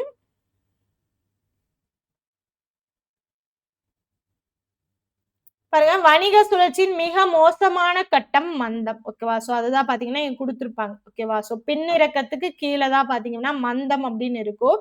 சோ வணிக சுழற்சியின் மிக மோசமான கட்டம் தான் பார்த்தீங்கன்னா, மந்தம். சோ இதுலயும் கீழ தான். மந்தத்தின் கீழ் நிலை தொட்டி அப்படின்னு சொல்லலாம். சோ எப்படி வந்து தொட்டிக்குள்ள ஒருத்தவங்க விழுந்துட்டாங்க அப்படின்னா, அவங்கள காப்பாத்துறதுக்கு இன்னொருத்தவங்களோட ஹெல்ப் வேணுமோ, ஓகேங்களா? அவங்களே மேல ஏறி வர முடியாதுல்ல. இன்னொருத்தவங்களோட ஹெல்ப் இருந்தா தான் மேல ஏறி வர முடியும். அந்த மாதிரி ரொம்ப உள்ள விழுந்துட்டாங்க. ரொம்ப வந்து அ நட்டத்துக்கு போயிட்டாங்க அப்டின்னா, அந்த பேர தான் தொட்டி அப்டின்னு சொல்லுவாங்க. ஓகேவா? அடுத்து பார்த்தீங்க அப்டின்னா, மீட்சி. மீட்சி அப்டின்னா, மந்த நிலையிலருந்து மீண்டும் மறுபடியும் வர்றது. ஓகே, மேல் நோக்கி வர்றது தான் மீட்சி அப்டின்னு சொல்லுவோம். பாருங்க குடுத்துருப்பாங்க.